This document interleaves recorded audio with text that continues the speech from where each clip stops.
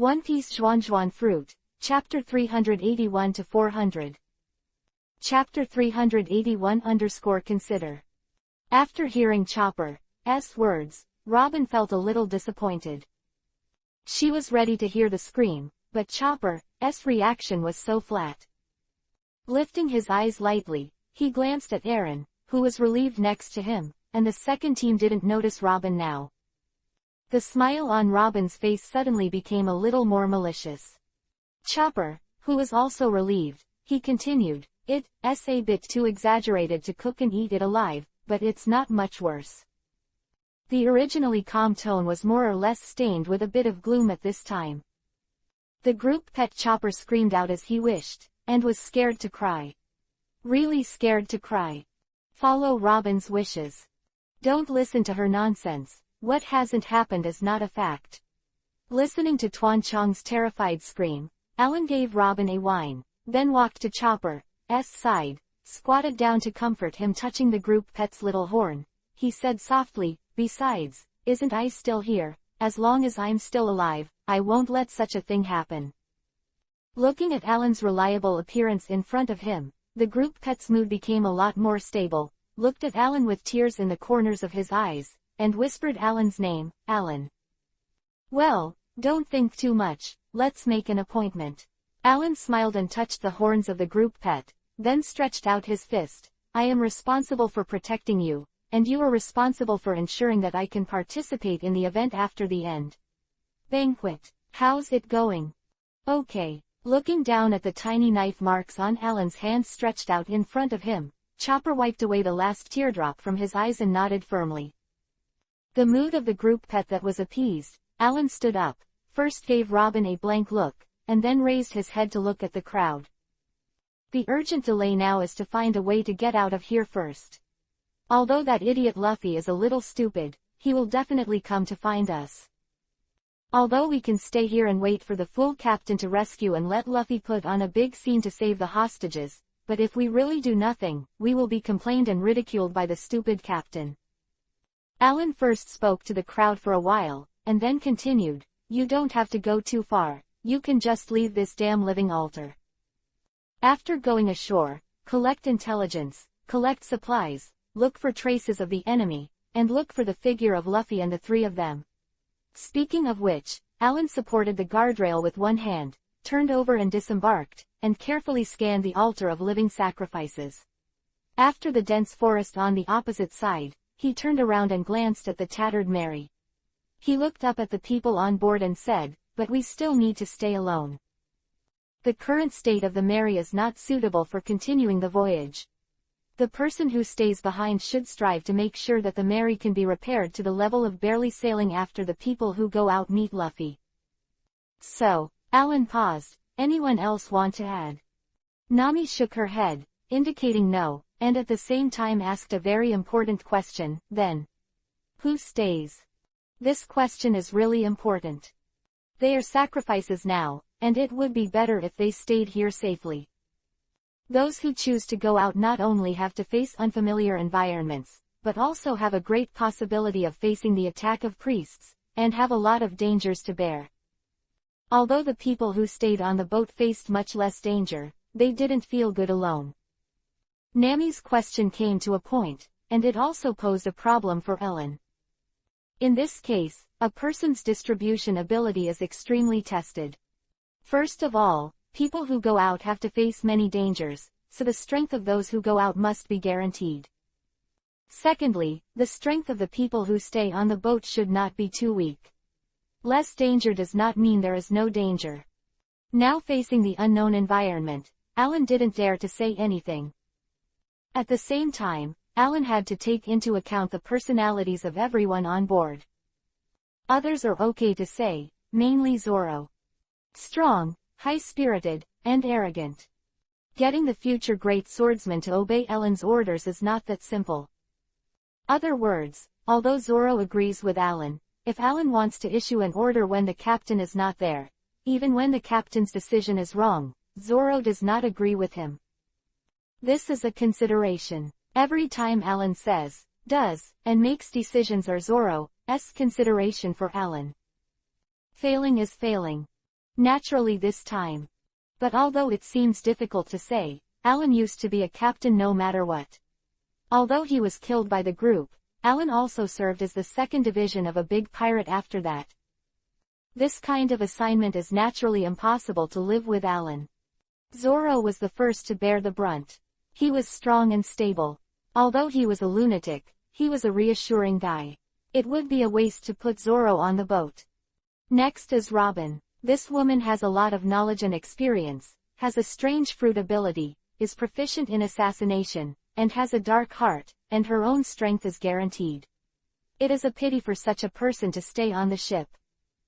Then there is Chopper. As Zone's ability, his own strength is beyond ordinary people, he is resistant to beatings, and he is proficient in medicine.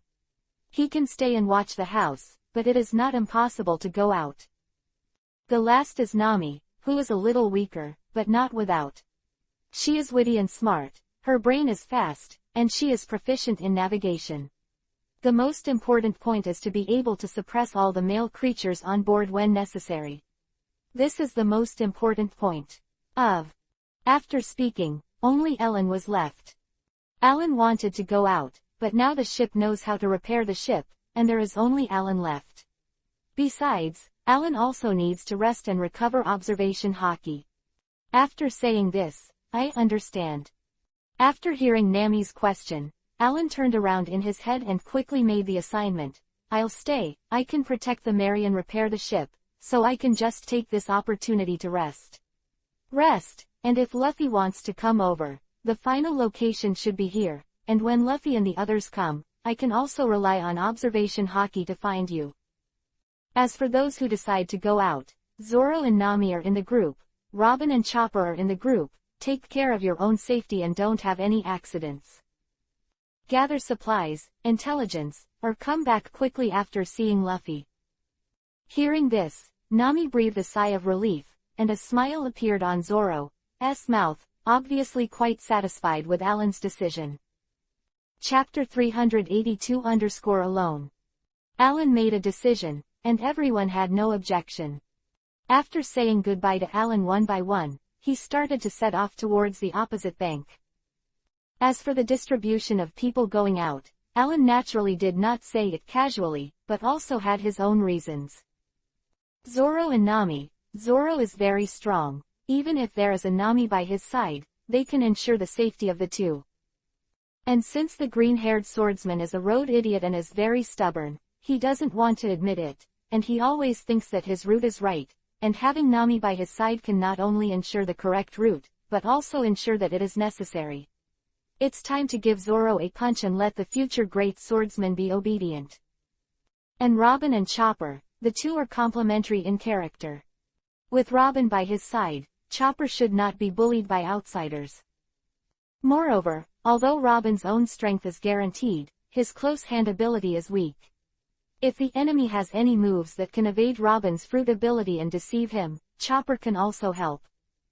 It's just that the only thing that worries Alan is that after this trip, Chopper will probably scare Robin. But there is nothing to do about these things, and everyone has left. Watching everyone leave, Alan withdrew his gaze.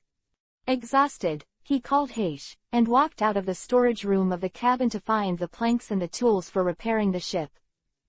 Just got another bottle of wine. This is Alan's. After all, she was still on the boat, and Nami wouldn't even buy Alan a drink. Before, Alan had been drinking Zoro's wine. But when Alan decided to join the Straw Hat Gang, Nami naturally gave Alan pocket money. Buy 2 waves of drinks at a time, the small one is Zoro's, and the big one is Alan's. But there are good and bad. Although he gave Alan pocket money, he would bring what Alan needed when buying supplies. Tobacco, alcohol, guns, clothes and shoes mean that Alan has indeed joined the Straw Hat Gang. But in contrast, Alan's dominance over Bailey can no longer be so reckless. There is a lot to drink, and even to save money, I have to cut down on Alan's drinks and cigarettes. I can't be as reckless as before. I didn't see that Alan had been drinking lightly during this period of time, and he even tried his best not to drink his own wine many times. But if Alan really wanted to choose, Alan would prefer the current life. If it is not forced by life, no one likes to fend for themselves. I don't know if those guys have encountered any danger. Putting down the hammer in his hand, Alan looked at the board that was replaced in front of him, picked up the wine bottle beside him and took a sip. Hey Tilda, I should have followed along. He got up and moved to other damaged parts of the Mary's hull. Alan took out a nail from his arms and put it in the corner of his mouth, so that he could work for a while. Reaching out to break off the broken wreckage, Alan replaced it with a new one and tapped against the wooden plank skillfully. But it's amazing when you think about it, I actually joined the Straw Hat Gang. Alan felt inexplicably emotional as his hands kept moving. I thought that this life would be over like this. I didn't expect to get along well with these guys. Repairing the ship was not too complicated for Alan. Remove the bad parts, replace with new boards, nail them firmly, and finally apply waterproof oil. At this time, Alan could still separate his mind to think about these trivial matters. I'm so tired . Putting down the hammer in his hand, Alan stretched and took another sip of wine. But then again, can a guy like me really be able to join the Straw Hat Gang? Raising the wine bottle in his hand, Alan looked at his own reflection on the dark green wine bottle. With a scarred face, he muttered. This is a ship full of dreams.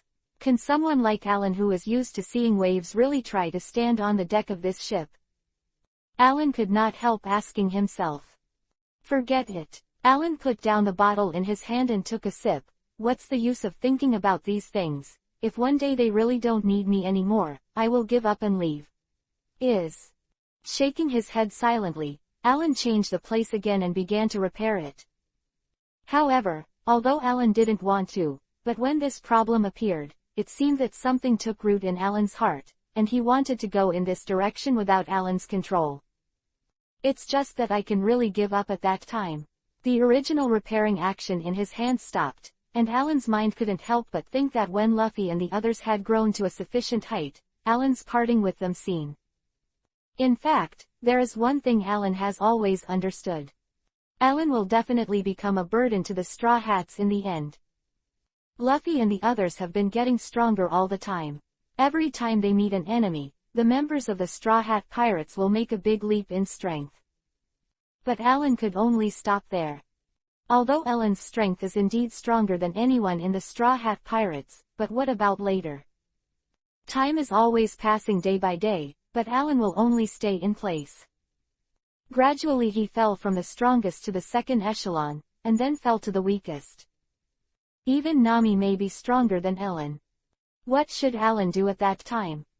With your own expertise. But what specialization does Alan have?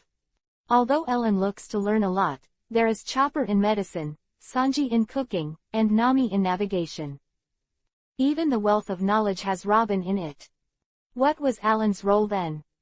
Getting up early every morning before the sun rises to clear the deck. Or in the face of a stubborn enemy, let Alan use his own means to let the enemy tell whether he stole a girl's bath when he was a child. Does the Straw Hat Pirates need someone like this? Alan didn't want that. Since he was on the boat, he had to have his own use. There is no beneficial help for the pirates, and even the guys who are dragging their feet, Alan himself knows what kind of fate they will have. If he can't leave voluntarily, he will be forced to leave. Although such a thing would never happen to the Straw Hat Pirates, how could Alan continue to stay on the ship with that face at that time? The movement in his hand stopped for a moment, and Alan sighed deeply. He put down the hammer in his hand, picked up the wine bottle beside him, and swallowed. It wasn't until after half a bottle of wine that Alan felt a lot more comfortable. With a slightly drunken look, he couldn't help looking at his left hand, where a seastone dagger was hidden. Chapter 383-really. First encounter with a priest. Alan couldn't help looking at his left hand with a slightly drunken look, his eyes blurred and he didn't know what he was thinking. After staring blankly for a moment, Alan silently retracted his gaze. Continue your work just now. Seastone knife. Alan doesn't want to mention it now. At the same time that he retracted his sight, Alan also retracted his thoughts. Let's talk about it later. With this thought in his heart, Alan continued his work on repairing the ship just now. Change the planks and nail the planks. At this time, since he didn't know when Luffy and the others came, Alan didn't do much repair work. Just nailed the board directly. Although it is a bit ugly, it saves some time. At the same time, the three of Luffy, who were thinking about coming here, also met their own trial priest. But I won't talk much here, because I don't care about Alan's affairs. Probably the Mary is almost repaired. Alan returned to the deck, leaning lazily on the observation deck, waiting for the three of Luffy or the people who went out to return, while paying attention to the surrounding situation. In fact, there is nothing that can make Alan pay special attention. Although there are some wild beasts roaring around, there are no living creatures that can be seen in the line of sight. It is estimated that it is normal howling. Nothing. Alan stood on the observation deck sipping his drink, waiting for Luffy and the others to return.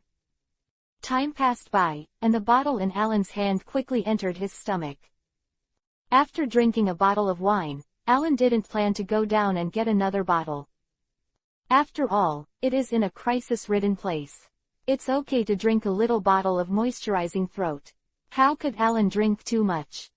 Bored standing on the observation deck mountain waiting for the return of everyone. However, Luffy and the others, Alan, who went out, didn't wait, but met a strange guy. Alan was standing on the observation deck watching the scenery, and he continued to speculate about Enel in his mind. I could hear the sound of wings flapping from the jungle in the distance. Looking up and looking forward, I saw a guy with a big beard riding a big bird, with wings, goggles, and a beard slowly appearing in Alan's line of sight. He raised his eyebrows involuntarily. Someone actually came here. What are they doing? Enemies, or what? Alan thought to himself. The drunkenness in his eyes was instantly cleared, and he squinted carefully at the movements of the person who came. What, are you the only sacrifice that can be killed? With the arrival of the person, Alan heard such a sentence. The person who rode the big bird said with malice and arrogance. It's the enemy, then I can't be polite. There is nothing to do when I just stay here. Hearing the words of the person who came, Alan directly designated him as the enemy. The killing intent in his mind instantly condensed, but the expression on his face remained unchanged, and the corners of his mouth even raised. Full of tenderness and softness. Waved his hand and said softly, I'm sorry, I'm just a tourist and I accidentally entered here. I want to ask you, do you know where this place is? I may be lost. It's still the same reason. Alan seems to be really just a newcomer tourist who just went to see. Didn't notice anything wrong at all. It's hard to run into someone who doesn't even have the slightest suspicion. When the visitor heard the words, he could not help grinning, and he didn't know whether he was laughing at Alan's immaturity or at Alan's waste of energy. He had seen through Alan's little idea that he wanted to hide. But it didn't bother Alan. Alan didn't know how powerful the priest on the opposite side was, but that didn't stop Alan from wanting to kill him. The murderous intent has already condensed in his mind, and after the murderous intent is completely condensed, don't say what a priest is. As long as the willpower of the enemy on the other side did not reach that amazing level, Alan wanted to kill him, but it was just a thought. Alan's disguise this time is just to delay the time as much as possible. The body is a little tired, and although the spirit has a short rest, it is still sleepy. At this time, if he could avoid chasing the enemy through words and follow him by jumping left and right, Alan would naturally be willing. After all, if you look at the big bird stepping on the foot of the visitor, you can figure out that this guy should be playing aerial combat. At that time, if the grass is frightening, Alan wants to kill him, but it will take a lot of effort. When the people over there heard Alan's remarks, the maliciousness on their faces was even more serious. Was a sneer on the corner of his mouth, and he mocked Alan, "You don't have to pretend, anyone who can come here, even if you are a real tourist, is a damn tourist." He waved some lengthened knight spears that were specially prepared for the convenience of riding, and the person looked at Alan up and down, mainly staying at the position of the throat and heart for a while. Don't do any senseless resistance, this is for the sake of hello. Of course, if you want to escape, I won't stop anything, I will enjoy the feeling of chasing the prey. Holding the knight's spear in his hand steadily, the visitor sat on the top of the big bird, watching the maliciousness on Alan's face, who stood motionless on the deck, was deeper. Just want it, you can run faster, such words are written directly on the face. Obviously, he really enjoyed chasing and teasing the enemy, watching them struggling on the ground in fear, and finally exhausted, kneeling to himself and begging for mercy, full of ugliness. Ellen would know because Ellen had done it before. It is naturally impossible for Alan to not understand the mind of such a guy. After hearing the words of the person who came, Alan's killing intent kept condensing in his mind. The killing intent that seemed to be as generous as seawater was gradually condensed at this moment, and in the end it was no more than a sheet of paper. The smile on his face gradually became colder. You really misunderstood, I'm really just a tourist. He said these meaningless words, and as the killing intent in his mind gradually condensed, Alan's hand was on his waist at some point. On the long knife in between. Not shark teeth, and no use of shark teeth. This trick comes from Alan's strange killing intent, and there is no requirement for the quality of the weapon. If Alan wanted to, even just relying on a branch to kill the enemy. This is not a high-strength realm where there are no tricks to win, it is just a means to make the enemy believe that he is dead by virtue of murderous intent. The first appearance, Alan's first use, it is not impossible to use it on this priest. Just before facing the gods, let him try it out. Chapter 384-kill. Aiming at Alan, who was standing still on the deck, as steady as Mount High, the priest riding on the big bird lost his interest in continuing to talk. If his prey hadn't fled around in a panic, he wouldn't need to be nostalgic. Quickly kill the guy in front of you, and then go find other people. It's a serious matter. After all, the guy who came to the living altar still has 5 enemies. Thinking about since, the people who come here are not too entangled. The elongated knight's spear in his hand aimed at Ellen's head. Vivi squeezed the big bird under his feet with both legs. His mount immediately received an order from his master and rushed forward. Speed is power. When moving at the speed of light, even a piece of paper can easily cut steel into 2 pieces. At this time, although the priest riding on the big bird has not even reached the speed of sound, but relying on the big bird under his feet, if Alan wants to fight against it at this time, it is estimated that he will suffer a big loss. Alan's physical fitness is about to be weaker, and he is still in the stage of exhaustion at this time.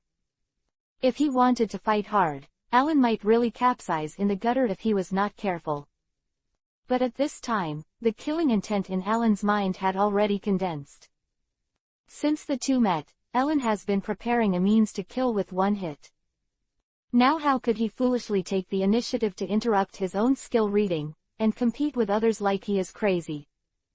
The moment the killing intent in his mind was condensed, Alan had already closed his eyes, lowered his body, and assumed a posture of drawing a knife and slashing. At this time, the priest on the opposite side of the big bird just let his mount gallop forward. Hearing the sharp hissing sound when the air passing in front of him was pierced by a fast object, Alan maintained the killing intent in his mind, and observation hockey suddenly opened, isolating the world on this side and interfering with the enemy on the opposite side. Perception. In the sight of the person riding the big bird on the opposite side. I saw that as he moved forward, Alan, who was still clearly visible in front of him, suddenly disappeared at a certain moment. Out of sight, out of ear. However, it is not appropriate to say that it has completely disappeared, because the person who came here can still see Alan. But in the trance, Alan seemed to be invisible again. It feels like a highly myopic person looking at a small lighter from 10 meters away. It seems to be able to see faintly, but with the eyes, it can't be seen. You feel as though there is someone here, but you just can't see it. The priest riding on the big bird looked at the vision in front of him and was shocked. There was a person here just now, why did he disappear now? Don't say that you have seen such things with your own eyes, or even heard of them. Seeing this kind of appalling thing for the first time, the coming priest is inevitably a little panicked and undecided. The knight's spear, which had thrust forward, hesitated at this moment. And it's not just him. Observation hockey is not an exclusive enemy that can only be cast against humanoid enemies. How could Aaron do such kind deeds that don't hurt innocent people? Observation hockey, who was hiding his figure, was naturally also facing the mount of the coming priest, and the big bird also displayed it. Animals are still better than humans. Even if a well-trained animal suddenly disappears in the face of the enemy in front of him, it will inevitably be a little overwhelmed. The momentum that had been rushing forward suddenly stopped. Za tilde. After calling out twice in doubt, he wanted to look back at his master. I want to ask what is the next step. And looking at the big bird that stopped suddenly, the priest who came to scolded inwardly, damn beast. How can you stop and see me at this time? I want to get out of here first by pinching my legs again. Priests are still priests, regardless of their strength, but this battle experience is worthy of recognition. After the initial panic, the visiting priest also responded quickly, whether it was fruit ability or any other ability. He didn't believe that Ellen could keep it going. First to open the distance, and then to look at the situation to attack. Immediately, he was about to drive his mount, Big Bird, out of Aaron's range. But it's too late. Alan worked so hard, how could it be so simple that it took nearly 3 years to develop a move? This move almost includes all the experience Alan has experienced over the years. Observation hockey's ability to hide his body is just the first part of this move. You should be careful when you face the enemy Alan and find that you can't see Alan's figure. Because when the enemy can see this move with his own eyes, he is either dead or dead.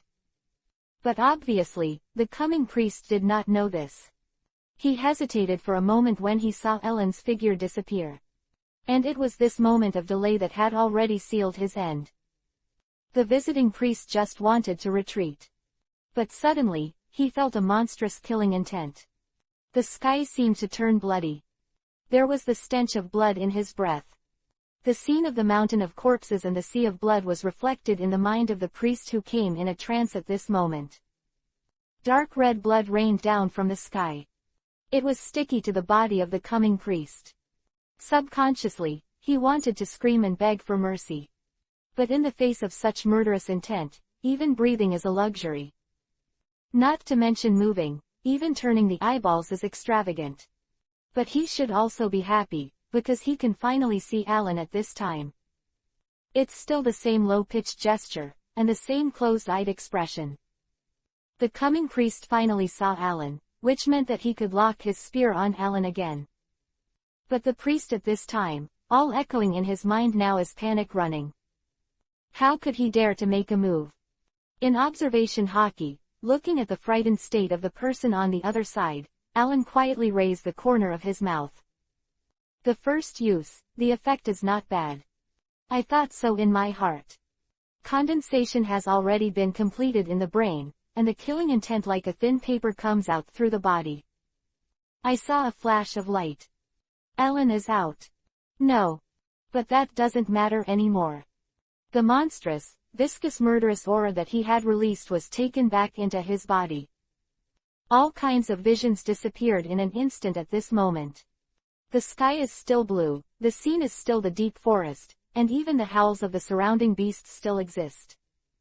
Everything is the same, there is no difference from before. The only thing that changed was the priest and his mount, the big bird. They are already dead. Killing intent. Nai Luo Wangquan. Alan lowered his body and read out the name of the move in a low voice. Okay, what a fast knife. With a frightened confusion in his eyes, the priest who came to murmured such a sentence. Then, along with his mount, he slowly fell to the steps of the living altar. Roll down slowly. It didn't stop until it was about to roll down to the sea of clouds. But the strange thing is that on the priest, including his mount, he didn't even see a single wound. They die. Chapter 385-rest. Alan really reached that level. No matter how far away, the enemy only felt the flash of a sword, and he was already dead. Naturally not. Alan's knife isn't that fast yet. It is said that Alan killed them. It is better to say that they killed them themselves. It's certainly not a mental attack.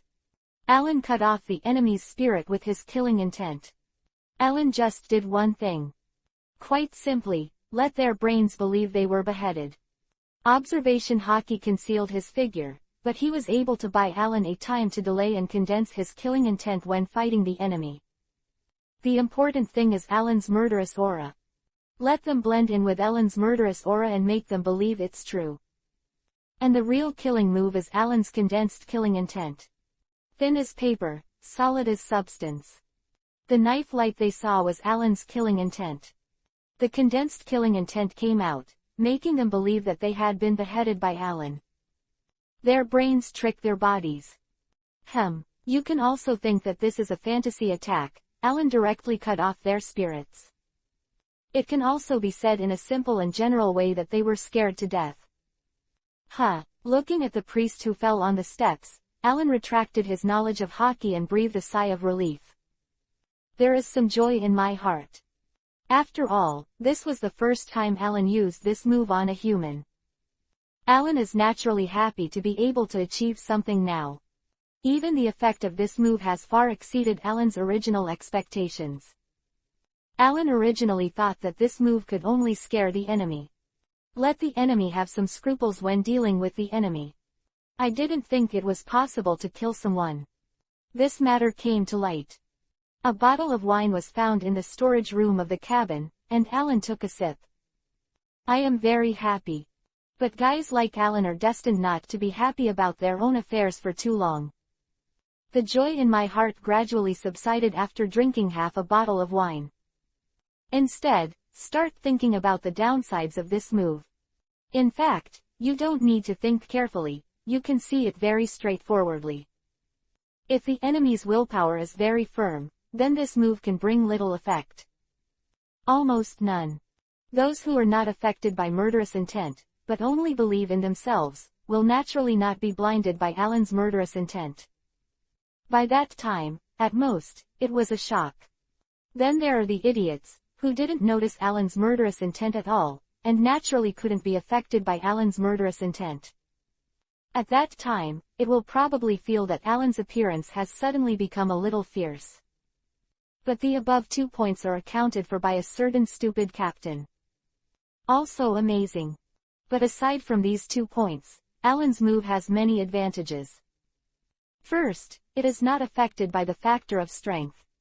Although most people with strong strength have strong willpower, there will always be surprises. Tenryubido's gang of trash. Even if they eat some extremely perverted devil fruit, it is aimed at their extremely fragile willpower. Alan could single out them if he wanted to. The second is that there is no such thing as immunity. As long as it's not the above 2 kinds of people, or some weird and unknown devil fruit ability, Aaron can kill them. It doesn't matter if the enemy is Logia, who is immune to physical attacks, or Zone, who is extremely resistant to beatings. As long as they believe Aaron's knife at that time, then they will die in the end. The third point is growth. There is no upper limit to murderous intent, or there is, but it is difficult to be touched by others. In theory, as long as Alan kills enough people with his own hands, then Alan's murderous aura will naturally become stronger and stronger. At that time, Alan killed the 4th Emperor with just one look, and it was not impossible that it could happen. Even if I think so, it's a bit of a night sky. But that's not to say it's not possible. If Alan can kill people all over the world, then Alan can do it. Aside from these, some or none, Alan has indeed come up with a very practical move that has a good growth potential. Shaking his head, he threw out these unrealistic thoughts in his mind.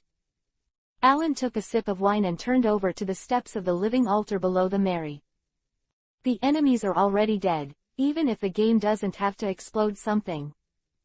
The enemy he killed, couldn't he let Alan collect some loot or something? Not to mention anything strange and valuable, even if you can find a little Bailey, it is very good. After all, they really need money. In fact, it is quite interesting to think about it. They all say that being a pirate can make you rich, but in fact, take Alan's experience as an example. In his life until now, the most valuable thing he has ever come into contact with is the devil fruit from when he was a child. At least worth more than 100 million Bailey. That was the most money Alan had ever been exposed to in his life. It was fine when he first went to sea. Although a lot of Bailey was consumed for training and changing crew members, and he didn't even have the money to change the ship, no matter what, I have to say that I saved some money. It is still buried in the place where the three were buried. But since Ellen joined the Straw Hats, it's really been called miserable. To be fair, Ellen is not actually a person who consumes Bailey too much. The daily necessities of life are wine and cigarettes. If necessary, Alan doesn't even need to change his clothes. It wasn't like this before. But now, alcohol and cigarettes are forcibly restrained by Nami, not to mention Ellen's weapons. The most consuming pistol on the waist, at Nami's request, it is also to the extent that it is not used as much as possible. Even in the period after the Alabasta battle, Nami asked Ellen to pick up the pistol that had been thrown away or the pistol that the enemy had left behind and use it again and again. Isn't this toy a one-time use item? At that time, Alan argued with Nami a lot about this matter. It was not until Nami finally threw out the remaining Bailey from their group, Ellen agreed to Nami's request agreeably. No wonder Nami did this. A pistol, from good to bad, varies in price, but according to the lowest price single-shot musket. A Bailey also needs close to 3,000. Alan needs to consume 3 or 4 pistols in one battle. That's 9,000 Baileys. The poor Straw Hat gang really can't afford this money. Chapter 386-Booty. Fighting monsters and blasting equipment is one of the most basic rules in the game world. No matter how strong or weak the enemy is, as long as someone kills them, something will explode no matter what. What's more, this is still a priest. If it is really put into the game, it is more or less a small boss. But unfortunately, this is not the game world after all. As long as you pay, you will be rewarded. Alan turned over the priest's body, except for some shells and his spear, which he didn't know what material it was made of. He didn't find anything that looked very valuable. Carrying the junk toy that he found, he returned to the deck of the Mary.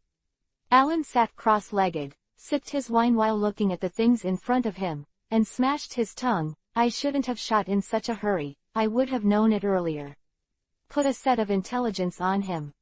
Shaking his head secretly and sighing for a while, Alan quickly put the matter behind him. The matter is over. What can Alan do if he doesn't let it go? Speaking of the death of this priest is really unfair. If he hadn't happened to meet Alan by chance, he might have been around for a long time. As one of the 4 priests, his own strength can be affirmed, and there is a big bird as a mount, which can chase and run. Even Zoro had a high chance of losing against him. Even if he can win, if the priest wants to run, Zoro can't do anything about him. But whoever told him to die just happened to meet Alan. Alan is still in a bad state. As soon as he came up, before the trash talk was finished, he was given a second by Alan's killer move. Alan's physical condition is not to mention how good it can be. Even if he has adapted to the thin environment of Sky Island, this priest is unlikely to end up like this. Maybe some more time to live. Also his life is bad. Time is also life, there is no alternative. Putting down the wine bottle in his hand, Alan got up and started to fiddle with the pile of spoils. Needless to say about seashells, Alan is naturally impossible to use. Was in Kana's house at the time, although she saw the angel girl use it, the shells carried by the priest seemed to be of a different type. Alan fiddled with it for a long time and couldn't figure out how to use it. Left pinch and press, nothing happens. I put this shell next to it, ready to let someone who understands come and take a look. Then he began to study the long spear of the priest riding on the big bird. The long spear is about 5 feet long, nearly 2 meters in length. Such a long weapon is obviously specially made to match the big bird mount, and it is not suitable for ordinary people to use. The material used to make the spear is unknown, but it seems to be metal, but definitely not iron or steel. What exactly Alan is not sure about. It's pretty solid anyway, and Aaron slashed at the spear with his own shark teeth, but it didn't work. It's possible to fuse this weapon to create a new sword, Alan thought while rubbing the stubble on his chin. That is to think about it at will, not to mention whether this long spear can be melted or not. Alan doesn't know the melting technology alone. After fiddling with boredom for a while, Alan lost interest. He got up and turned over again to get off the merry, and walked towards the priest, ready to check if there was anything useful. Naturally, it was futile. Sitting on the steps of the living altar, he looked at the big bird and the wings of the priest. Everyone here seems to have a pair of small wings, and they don't know what they are used for. Judging from the size of the wings, they can't support them to fly. But just a decoration is not enough.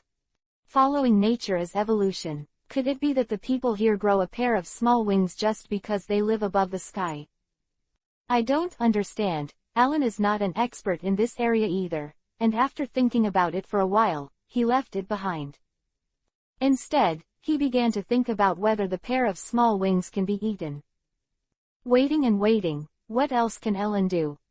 It's also a good thing to eat something you haven't seen once in a while. Although such an idea can already be called anti-human, isn't the purpose of growing wings for people to eat? Manual dog head. Alan just ate a pair of wings and nothing else. There should be no problem. Alan's eyes were filled with hesitant thinking. Alan was really tempted. But just when Alan was bored and began to think about whether eating angel wings was considered cannibalism. Observation Hockey, who is maintaining a low-frequency wave scan, is keenly aware of the change in the observation Hockey that belongs to that god. Enel is pervading the sky. Observation Hockey, which had been scattered randomly in the sky, was locked on him. Alan suddenly raised his head, got up quickly and put his hand on the shark tooth on his waist. Detected me, Alan thought deeply in his heart. But why is it locked on me again? Looking at the corpse of the priest in front of him, Alan suddenly understood what was going on. Play the small and come to the old. It is estimated that his own priest was killed. As a god, Enel naturally wanted to punish the sinner who dared to challenge the majesty of the god. What kind of attack? Is it a thunderbolt? With his eyes fixed on the sky, Alan secretly thought about the method of cracking. Although Luo Lei's attack on Alan had not been directly confronted, when he was looking for Nami, Alan had seen a trace of Yu Wei leaked out from a distance. If he was hit directly by such an attack, Aaron might not even struggle, and would be struck to death by a thunderbolt. While Alan's mind was spinning rapidly, he wrapped observation Hockey around himself, hiding his figure from the god's observation Hockey. But Alan also knew in his heart that wrapping himself with observation Hockey was just a tactic. Not to mention how long Alan can maintain in this state. The current position alone also determines that Alan cannot hide his figure for a long time. Although Alan didn't know much about these self-proclaimed gods, but if he thought stupidly with his toes, what would Alan do when faced with such a situation? Needless to say, it was a direct carpet attack. Chapter 387-God's Attack. Without further ado, the book continues above. What is meant by not hurting innocent people, and what is meant by protecting the environment? As long as someone dares to touch me, then I will make you pay the price. Alan was already able to guess the god's next move. His face was gloomy, and his heart gradually sank to the bottom of the valley. And God, Enel's next action did not escape Alan's expectations. The inhuman observation Hockey probed back and forth around the living altar several times, but still couldn't find the figure of Aren who had suddenly disappeared. The god was a little embarrassed. Thunder exploded in the sky. After seeing the thunderlight and listening to the thunder, a thick thunderlight like a wine barrel fell directly from the sky. A towering ancient tree that was unknown to have lived for hundreds of years was chopped off. Then came a series of lightning strikes. For a time, the sky seemed to be like fireworks during the new year. Thunder and lightning don't need money, and they keep falling towards this world like raindrops. Frightened and fearful, people are unstoppable. The beasts, frightened, curled up as much as possible and hid in the corner shivering.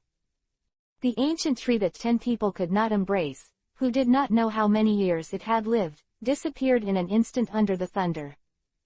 The lightning in this world is like raindrops, and it is a big pit when it falls on the ground. Time has become precious at this moment. Day by day is nothing less than that. Hearing the sound of thunder that kept ringing in his ears, Alan's face was gloomy at this time, as if he could wring out the water. This god's action did not exceed Alan's expectations. But just like this, Alan couldn't help but want to scold his mother. You can't give me a little accident. After I didn't find my figure, I gave up. Alan couldn't help cursing. But it is just verbally scolding. Now that people are Daozu, Alan is fish, what can I do? What's more, don't forget that there is not only Alan near the living altar at this time. Under the cover of observation hockey, Alan looked back at the Mary. The crew of sailing straw hats along the way basically did not dock to repair the Mary. Full of scars. Even after a simple repair by Alan, it is still in a state of embarrassment. Just according to the current situation of the Mary, not to mention that it was directly hit by Enel's thunder, even if it was baptized by the Tina Black Spear Array again, the Mary would fall apart directly. Just like Alan, I don't know how long I can accompany the Straw Hats on their voyage. Alan didn't dare to bet, and he couldn't bet on whether Enel's map baptism attack would hit the Mary. For nothing else, just because this is Luffy's ship. Well, no matter what, you must have a little faith. Promise good things. If it is not completed in the end, Alan will feel guilty. Alan felt guilty for half his life, and he always wanted to live a cleaner life for the rest of his life. Looking at the Mary, which was struggling in the thunderstorm, Alan's eyes were gloomy, his teeth were clenched, and his mind quickly turned towards the method of breaking the game. After thinking for a moment, looking at the lightning that fell next to the Mary, Alan thought of an idea in his mind. But the success rate is close to none. But what can Alan do now? Looking at the thunder and lightning falling from the sky, I was exhausted physically and mentally, and was discouraged. That's it. Time is also fate. I'm just afraid to say sorry. He took out a strange musical instrument from his arms, and after Alan took one last look, his eyes sank. Observation hockey, who was covering his figure. Pulling out the shark teeth from his waist and posing himself, Alan looked up at the sky with anger in his eyes, and shouted loudly, "How dare you do this to me? Put on the appearance of a senseless person." At this point, Alan jumped directly to the priest's mount, the big bird. I don't know what it means. Observation hockey that was covering him, the thunder and lightning that had been falling in the sky stopped after seeing Alan's figure. The wind is calm, the insects congeal the beast's breath. Everything went into silence. Obviously in the middle of a jungle, Alan can actually hear his heartbeat. And getting worse. It showed that Alan was really nervous at the moment. Death is not scary, what is scary is watching yourself go to death. At this moment, this strange calm seems to be waiting for the prisoner to be executed, just like the time before his death. Suppressed to the point that even a guy like Alan could not help but roar at this time. Express your emotions. Only the miserable environment around told the world that it was not an illusion just now. Phew, there are some slight tremors between the breaths, the body will react instinctively under the emotions of nervousness or fear. Like, trembling. And Alan was really scared.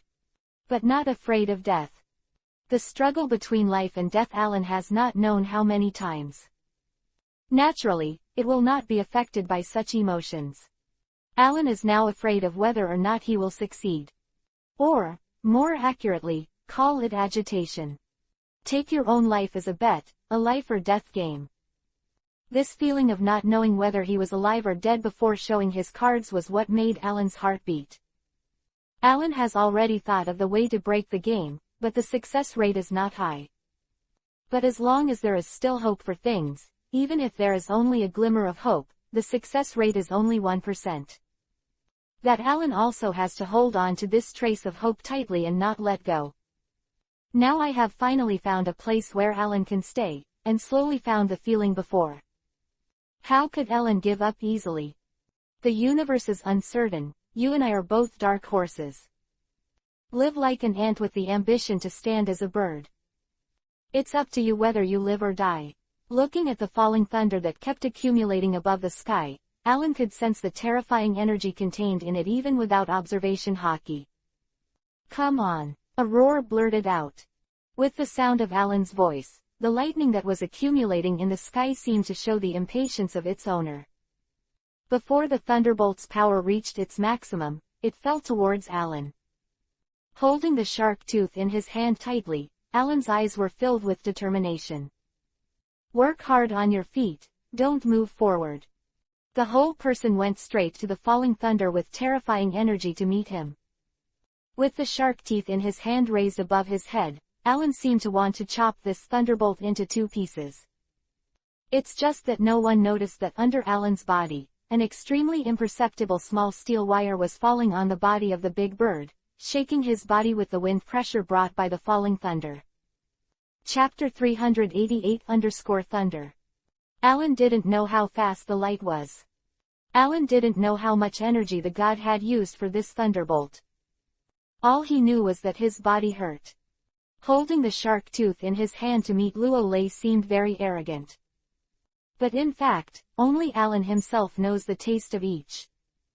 When the shark tooth in his hand first encountered the thunder, Alan felt his body numb, and all the sensations disappeared. Not to mention the long-term unbearable pain caused by taking the medicine, even the control over the body has all disappeared. A blank in the brain. As if it were death. And after the initial numbness, Alan felt a monstrous pain that instantly enveloped his body like seawater. Every beat of the heart, every flow of blood in the blood vessels, explained the difficult time for Alan. The muscles all over the body seemed to be pierced by sharp needles at the same time. The skin on the surface and the muscles inside were instantly scorched black and curled by the high-voltage current. Very miserable. But these are not unbearable things for Alan. The pain, he was already used to it. Even Alan should be thankful that it was the pain caused by this lightning that made Alan wake up. If it weren't for the pain caused by this thunder and lightning. Even if Alan's brain was blank for a second, Alan was directly split into ashes by lightning. Using the time he was awake in his mind, Alan quickly wrapped himself up again with observation hockey. Isolate NL's probe. At the same time, he curled up his body and curled his limbs into his black windbreaker as much as possible. Then he rolled forward, and directly rolled into the empty sea under the cover of thunderlight. The shark tooth that was originally held tightly in his hand also loosened, allowing it to accept the baptism of Tianwei in the light of thunder. Everything is said to be slow, but it is actually very fast. It only took a second for Alan to react from the fall of the lightning. Until the end of the thunder, there was no Alan in the field. Even the corpse of the big bird standing at Alan's feet just now has been split into ashes by the lightning. The only thing left in the field is Alan's weapon, the shark tooth. On the white blade, there is the residual power of thunder and lightning, and the slightest light shines. It is like a weapon enhanced by an enchantment at the same time. It looks great from the outside. It's like jumping from a good quick sword to a big quick sword. In addition, on the living altar, there was not a single hair left on the steps that had been blasted out of a large pit. Alan seems to have died in this time of Tianwei. This is Alan's calculation. No matter what, the Mary must not suffer any kind of damage, and Alan also knew that if the god did not achieve his purpose, he would not let it go.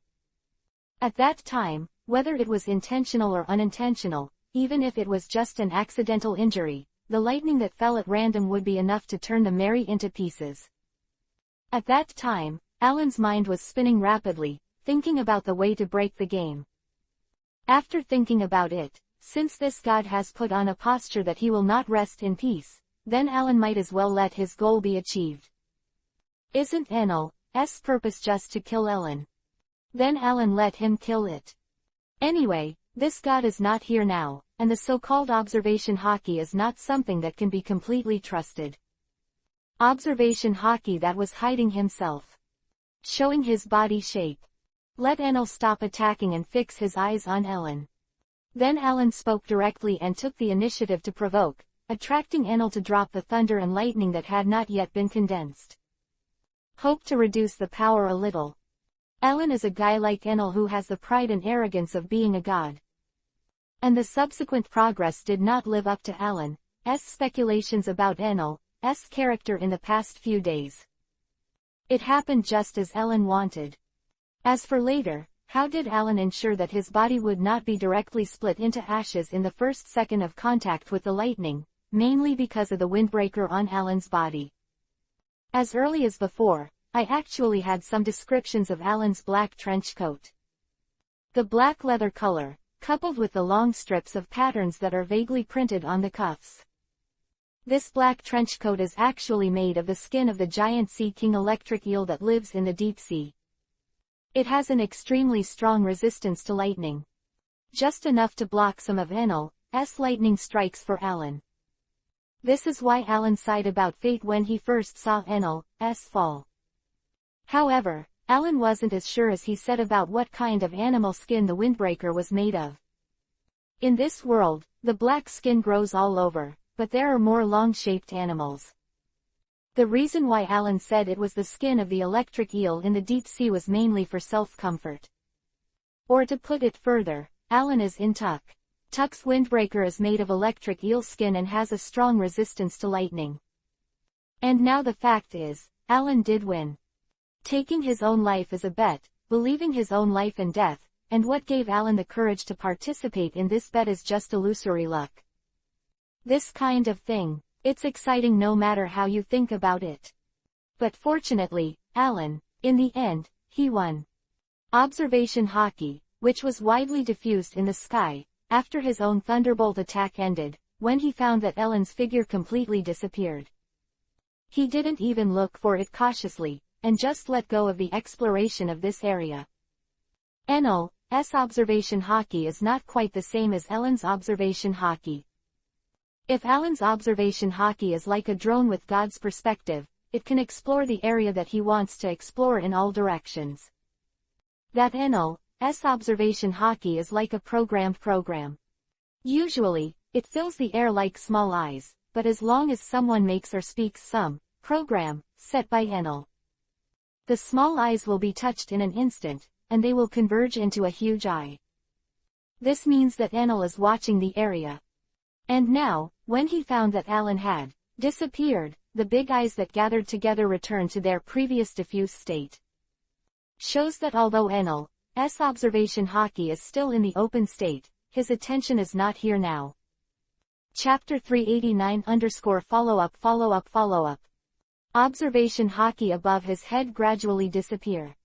Alan dragged his aching body and hid his head in the empty sea for a while, and then cautiously slowly emerged from the water. The whole person is suspicious, and he probes his brain. Just like the 1,000-year-old bastard has become a fine, first the tip of his nose appeared sneakily, only to find that there was no movement before it leaked out of his mouth and nose. Take a breath. Then the whole head popped out of the sea. After looking up and down, left and right, and making sure that there would be no more lightning strikes, Alan was completely relieved. Leap from the sea. Landed on the steps of the living altar. Alan was really embarrassed at this time. It was wet and charred all over. Even after the baptism of the seawater, the explosive head that was blown up by the electric current still did not return to the supple state it was before. As soon as Alan got out of the sea, he slammed away all the water droplets. Stubbornly stood on Ellen's head. The ghost knows how much Alan used just now to resist the buoyancy caused by his explosive head. But it's a good thing that Ellen's hair is not directly carbonized after such a high-intensity current. But it's just an exploding head, and it will recover one day sooner or later. Let's not talk about the matter of letting go of the head here, looking down, and now Alan's body is even more terrible. The scorched black color on his body was actually washed away by the sea when Alan hid in the empty sea. Now Alan's body is still charred black, but it is the result of carbonization of epidermal cells under the action of high-intensity electric current. However, the injuries on his body now are considered minor injuries compared to the right hand that Alan held the shark tooth at the beginning.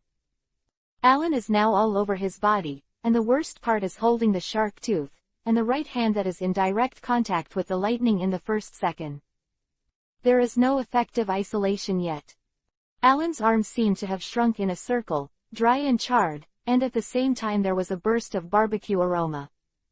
Although it looks miserable, it is indeed miserable, but being able to smell the aroma of barbecue is actually a good thing for Alan. The smell of meat meant that Alan's arm was not completely carbonized. At least some muscles still have residual water in them. If there is no loss of activity, there is still the possibility of recovery. The black windbreaker is nothing more than an electric eel skin that is resistant to lightning, not a protective bubble like a fairy membrane. And the windbreaker itself is not a close-fitting clothing. With Aaron's right hand held high, he naturally gave Enel some opportunities for his thundering attack. If Alan didn't raise his right hand at that time, but directly bumped it with his back, his right hand might not have turned into this miserable appearance. But if he didn't raise his right hand, Alan was afraid that he wouldn't be able to let the steel wire running on Big Bird play its original role. It is necessary to insert a mouth here. When Alan put down the wire, it was not just to guide the lightning to the ground smoothly. The more important point is to make the dead bird and the priest's body completely smashed into ashes by Enel's attack. This will give Enel an illusion. The two corpses below have already turned to ashes, so is the main target, Alan, who ate most of the firepower, has also turned into ashes along with the corpse of the Big Bird priest. This is also Alan's small calculation for Enel's character. Alan was right about the arrogant character of this god. However, in fact Enel's arrogance has far exceeded Alan's conjecture. Alan had already prepared to hide in the empty sea for 10 days and a half months, but he didn't expect that after Enel's attack, let alone a careful investigation, when he found that Alan's figure had disappeared after that, I just didn't even look at it. Decisively let go of the observation of this sea area. It saved Alan a lot of effort. Ho-aha, ho-aha. Alan collapsed on the edge of the living altar steps that had been hit by a falling thunder, with a look of exhaustion and happiness for the rest of his life, panting heavily. Rough. One is to celebrate that he has walked between life and death again. The second is to ease the pain. To be fair, after facing this kind of lightning attack head-on, even if the normal person has survived the obvious overpowering lightning attack, now, facing the pain in his body, he can't help but want to blame himself. Why did you just carry it over and survive? It would be better to die in the attack, and save the pain now. But everyone knows it. Pain or something may be difficult for ordinary people to endure, but for Alan, it is already a feeling of calmness. At this point, I can still endure it. After lying on the ground in embarrassment and panting for a while, Alan regained some strength. He wiped away the drool that flowed out of his mouth uncontrollably. Alan struggled to get up and staggered towards the Mary. Want to go to Chopper's room to get some medicinal herbs or medical tools to simply bandage myself. No matter what the injury is, it needs to be dealt with. Otherwise, when you wait, Alan will suffer. But he said he was going to find medical supplies in Chopper's room. But Alan encountered a hurdle, a big hurdle, halfway through his route. The guardrail of the Mary. In the past, as far as the height of the Mary from the deck to the ground was concerned, there was no need to say that it was a forceful jump. Alan can walk up casually with his legs open. Of course, this is an exaggeration. But one thing that cannot be denied is that it is really easy. Even Nami, whose physical fitness is the closest to a normal person, can go up and down at will when facing the Mary's height without resorting to other attacks. But now, even if Alan just stood up awkwardly, it took all his strength. Don't say it's a jump, just running 2 steps is to coerce Alan into a dead end. Looking at the Mary's guardrail that wasn't that tall at this time, Alan felt a deep headache in his heart. How am I going to get up? Nami, Chopper, Zoro, Robin, everyone is fine. Come here alone. Leaning weakly next to the boat's help on the Mary going down, Alan looked at the direction where the 4 left at that time, looking forward to some news in his eyes. Chapter 390-come. At the same time, among the 4 people who were out there, they were full of worry when they heard the flashes of lightning flashing from behind them. It's the thunder light. Did that god make a move? Looking at the direction of the Mary, which ended with the flashing of thousands of thunder lights behind her, Nami asked worriedly. I'm afraid yes. Zoro replied with a gloomy expression. Looking in the direction of Alan behind him, he was full of heart. That Alan. Listening to Zoro's affirmation, Nami was a little anxious. Looking at Nami's appearance, Zoro was equally concerned, but as a man, he couldn't be in a mess at this time. Said soothingly, don't worry too much. That guy Alan is very strong. Even in the face of such an attack, nothing will happen. Besides, that guy has a reason why he can't die. Even if he is in a mess, he can't fall here. Zoro's ability to say such a thing shows that he already has a deep understanding of Alan's character. Alan really can't die, no matter which one. However, Zoro's remarks are destined to not achieve its intended purpose. Recalling the lightning that just fell in her mind, Nami didn't hear Zoro's comforting words. The so-called worry is not something that can be ignored. What's more, it was not only a lightning bolt that had just fallen. Thousands of thunders flashed in the sky for 10 seconds. It doesn't matter how many lightning bolts Enel chops down, what matters is that the current calculation method uses time to convert. If it was said that there was just one thunderstorm, then don't worry about it now. Zoro could even pull up the corners of his mouth and tell Nami what Ellen did, so that Enel could shoot directly. But right now, jokes are out of the question. Anyway, it's fine, Zoro, let's go first. Go to the other side to have a look first. I'm going back to Alan's side. It's not a good idea to continue worrying here. Nami looked back at Zoro, suppressed her worries, and said decisively. Zoro naturally wouldn't object, and nodded, okay, you go back first, and the task of exploration is left to me. Yeah, without being too nostalgic, after getting Zoro's affirmative reply, Nami turned around to leave. But just turned around here, Naomi seemed to suddenly remember something. Looking back at Zoro, he said, don't get lost. Who would get lost? I was the one leading the way just now. Zoro roared angrily when he heard Nami's words. Nami just laughed twice and didn't say anything more. Turn around and walk in the direction you came from. The separate Robin Chopper duo over there made the same decision. Since Robin found something interesting, it was Chopper, the medically savvy man, who returned at this time. Press here for the time being. And Ellen, who was waiting for the person to come, was lying on the ground and looked at the direction of the 4 people's departure, waiting for a familiar figure to appear. But who knows that people did not wait, but some other friends came. Originally still dormant above the silent jungle under the aftermath of thunder and lightning, suddenly there was a sound of wings flapping. The voice whistled, even if they didn't come, but they could come out with the sound of the wings flapping. This is a group of huge guys. Hearing the sudden sound, Alan suddenly became nervous. None of them could fly. Since they are not the Straw Hats, they are the enemy. A priest again. Alan wrapped his body with observation hockey to hide his figure, looking nervously at the place where the sound came from in the distance. My own family knows what's going on with them, and with Alan's current state, let alone a priest, even if a healthy adult man comes, it can kill Alan. Alan was so nervous. And just when Ellen secretly prayed that no matter what came over, he wouldn't be able to find him. The masters of the flapping wings gradually entered Alan's line of sight. I don't know if anyone can remember the time when the Straw Hat group was at the bottom of Sky Island, in the house of Uncle Chestnut Head. I once went out with the moonlight in the middle of the night, looking for a kind of bird whose head would always point to the south. A group of them did catch it at the time and brought it to the boat.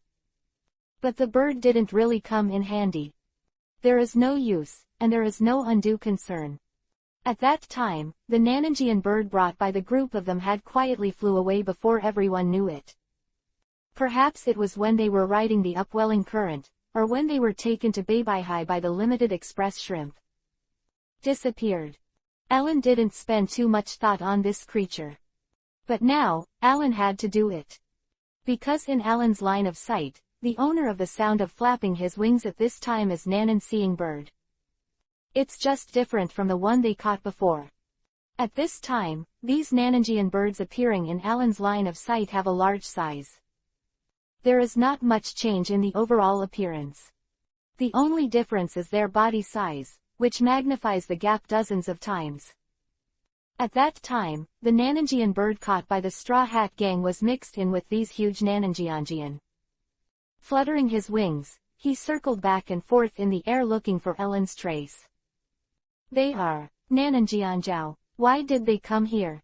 Also, when did it escape? Looking at Nanangianjiao circling back and forth in the sky, Alan's eyes were filled with scruples. I don't know what they are here for. Whether it's good or bad, Alan doesn't need to show his body shape. But after revealing their figure, will these big birds attack Alan? Alan can't promise. But looking at his miserable appearance, Alan couldn't help but think in a good direction. Maybe the Nanangian bird we brought up at that time was to repay us for bringing it here to reunite with the ethnic group. If so, it is not unreasonable. Of course, this kind of thought flashed through Alan's mind. Alan is not too naive after all.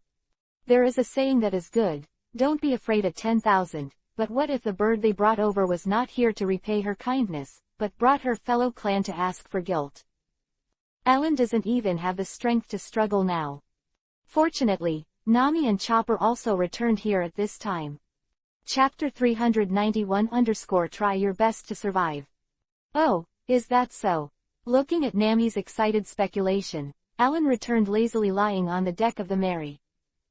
Chopper beside him was treating Alan's wound, removing as much of the skin and muscles as he could, applying cool and slippery healing ointment, and wrapping it with a bandage. Due to the limited conditions, it is not convenient for the enemy to deal with it patiently. Alan took the initiative to reject the group pet's proposal to deal with it carefully, and just let him deal with it briefly. That flock of birds seen in the south did come here with good intentions. At that time, Alan wrapped himself in observation hockey. They did not find it, and dragged it to Chopper, the ship doctor who was an animal, to return. After some explanations, Nanan Jianyao watched Alan's companions come back, and at this time return to their realm.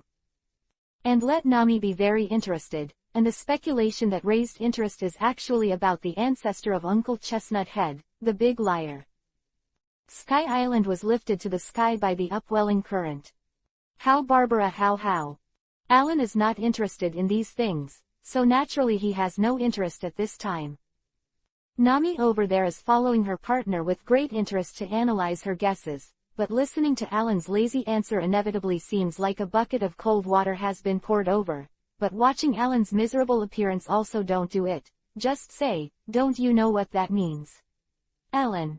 Hearing Nami's question, Alan was stunned for a rare moment, meaning, did I overlook any important details?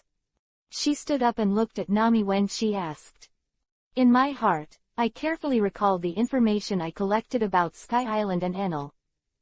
Want to see if I'm missing something important. But no matter how Alan broke his head, he couldn't figure out how part of Sky Island was lifted up by the rising ocean current and what could be involved in the matter of the god Enel. Someone who was very important to Enel was accidentally killed. But this is simply a fantasy, not to mention that hundreds of years have passed since this matter. Even if this kind of thing really happened, what does it have to do with their group? Even if the god Enel will hate the Blue Ocean people because of this matter, how does this help their group? Alan racked his brains and didn't understand what this meant. Over there, looking at Alan's thoughtful look, Nami instantly guessed that Alan was wrong. Reluctantly, he waved his hand, and did not continue to sell the slaughter. He said directly, "Don't think about it. I mean, do you still remember what was recorded in the picture book we saw at the time? It was about going content." Talking about this topic, Nami's eyes lit up instantly, and her pupils became Bailey's. After being reminded by Nami, Alan also reacted very quickly. Alan simply had a little confidence in his memory. At this time, when he recalled a little, they just went to the memory of Uncle Chestnut Head that day. "When I came back, the picture books at the time said that the islands discovered by the Big Liar were all going." Alan looked at Nami and raised her eyebrows. "You mean?" "That's right." Nami nodded excitedly and affirmatively. Going everywhere. If the island at that time was really lifted into the air by the upwelling current, then it means that there must be many, many goings here. She clenched her hands tightly, and Nami looked at Ellen with an excited smile on her face. As far as Miss Navigator's current momentum is concerned, it is definitely not much inferior to Alan's momentum when he faced the thunder. "Oh, that's it." But unfortunately, compared to Miss Navigator's excited tone, Ellen's reaction was much duller. Ellen originally thought that Nami was thinking of something related to Enel. It can make their group safer when facing the gods. But who knew that what got Nami so excited was just some going? Alan actually didn't have much interest in these yellow and white things. If Alan really wants to make his life better, don't forget that on a certain island in the Great Route, Alan still has enough gold coins for Alan to squander. But if you think about it carefully, in fact, what Alan said is not right, because the only thing that can make Nami so excited is an unknown sea chart, only Bailey. It would be strange if Nami wasn't excited at all after seeing Bailey. Luffy, Ellen isn't among the things that excite Nami. Because the status of partner is unshakable by other things. Hearing what Nami said was going, Ellen lost interest in wasting brain cells. Lie back on the deck and let the chopper beside him continue to treat the wound for himself. In ancient times, Guangdong scraped his bones to heal his injuries, and he played chess without squint. Today, Alan went to black and turned red, and Wangtian looked indifferent. It's not that it doesn't hurt, and it's not that Alan can't feel the pain, it's just a habit. Over there, watching Alan who lost interest and lay back on the deck. Nami wanted to say something, but when the words came to her mouth, she swallowed them back. Frowning as he watched Chopper keep removing dead meat. He raised his head again and glanced at Alan, who was so calm that he didn't even change his breathing. His brows were even tighter. "Don't you even call me." Hearing this, Alan cast a glance at Nami and said nothing. He opened his mouth in cooperation and called out twice perfunctorily, "Ah! It hurts." Chopper, who was treating the wound next to him, raised his head and looked at Alan. Alan reached out and touched the horn of the group pet and said nothing. Chopper followed up with his actions. Nami next to her was forced to beso by Ellen's perfunctory scream. Then he walked to Alan's side and squatted down. He stretched out his fair and slender fingers to touch the deep recessed wounds on Aaron's shoulders, and said with pity, "Don't you hurt?" I don't know if I asked about Alan's current wound or when he added these two wounds to Alan's shoulders before. Nami has asked this kind of question 3 times this time. Every time Alan got used to it and perfunctory it. But this time, feeling the touch from his left shoulder, Alan opened his mouth. Chapter 392-past. Seeing Nami's pitiful and distressed look, Alan lay on the deck and smiled and opened his mouth. "Actually, there is nothing that doesn't hurt, the pain is just a feeling. It's like happiness, anger, sadness, touch, smell. It's just that in comparison, the stimulation that pain brings to people is a little too big." Uneasy, nervous, nauseated, sweaty hands and feet, biological instincts, all mixed together to keep people away from things that can hurt people. But when you can really restrain the emotions caused by the pain, you will find that the pain is not as scary as you think. Facing the pain, you can embrace the pain. Hearing Ellen's explanation, Nami was stunned for a moment, and then sighed, so. You've said a lot of simple things, you're already used to it. Alan chuckled and nodded, that's right. Chopper next to him used a clean knife to continuously scrape off the coke skin and muscles on Alan's body. That kind of sound similar to burning a large lump of hair and then crushing it with her hands kept entering Nami's ears. Nami frowned. While scraping off the coke skin and muscles on Alan's body, revealing the active muscles, bright red blood also came out of it. There has never been a day like today for Nami, and the red color of the blood that appeared briefly and was quickly cleaned up by Chopper was so dazzling. Such a cleanup operation is hard to believe in a patient who has not received anesthesia. If it were an ordinary person, he would probably have fainted at this moment. But Ellen was as calm as a dead man. Not even a little, normal muscle twitching response. Lying in complete relaxation on the deck of the Mary, let Chopper heal himself. At this moment, Alan didn't seem to be being shaved to heal his wounds, but was being gently massaged while enjoying the sun on the beach. He also had a chuckle on his face when he was talking to someone. Looking at Ellen's appearance, Nami lowered her eyebrows, her white fingers slid across the wound on Ellen's shoulders, and landed on Ellen's left hand. Seastone short knife fixed to Aaron's bone directly through the heavy obstacles. After staring for a moment, Nami withdrew her gaze, her eyes fell on Ellen's face, her lips pursed tightly, and she said in a low voice, pain. How could it be accustomed to? Alan smiled helplessly, reluctantly raised his hand and took out a cigarette case in his arms. Now the right hand is being cleaned by Chopper, although the left hand has not received too much damage, but after all, it was injured before. At this moment, Alan took out the cigarette case and could only turn to Nami for help, and said, light a cigarette for me, some things are hard to say without the help of some things. When she heard Ellen's words, Nami was stunned at first, and then quickly reacted. He took out the lighter from Alan's cigarette case, took out a cigarette, put it at the corner of Alan's mouth, and lit one directly for him. Some things, although Nami has already guessed, if Ellen can say it in person, it will obviously be better. The box of cigarettes was also stained, and Alan put it in his arms. At the moment, although there is some strange smell, there is no other big difference. Hush tilde who tilde, with Nico asterisk inhaling into the lungs, and after 7 seconds, it flows to the brain, stimulating dopamine to bring pleasure to people.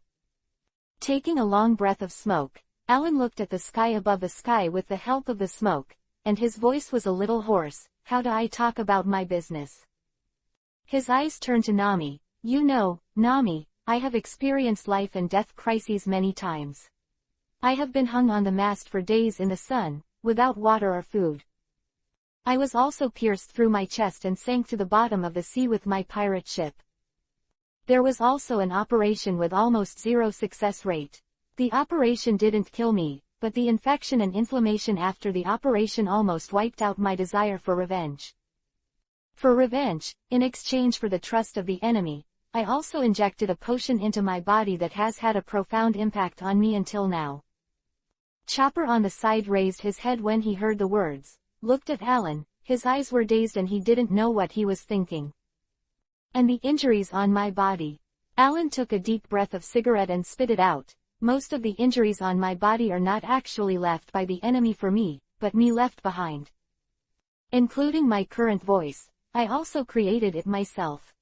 Self-inflicted. When she heard Ellen's words, Nami was naturally puzzled, but at the same time she could vaguely perceive what Ellen wanted to say next.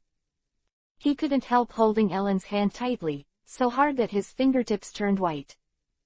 Glancing at his left hand, which was only held in Nami's hand, Alan smiled helplessly. He gave Nami a reassuring look. Don't worry too much, the past cannot be changed, the past has passed. What's more, if I can tell you now, it means that these things have no effect on me anymore.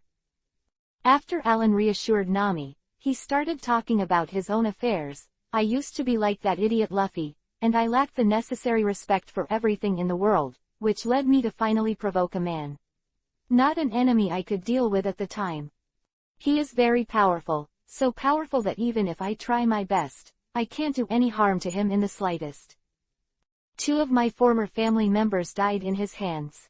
Alan's eyes became a little gloomy at this moment. I destroyed my original appearance for revenge, and I was afraid that my voice would expose my past.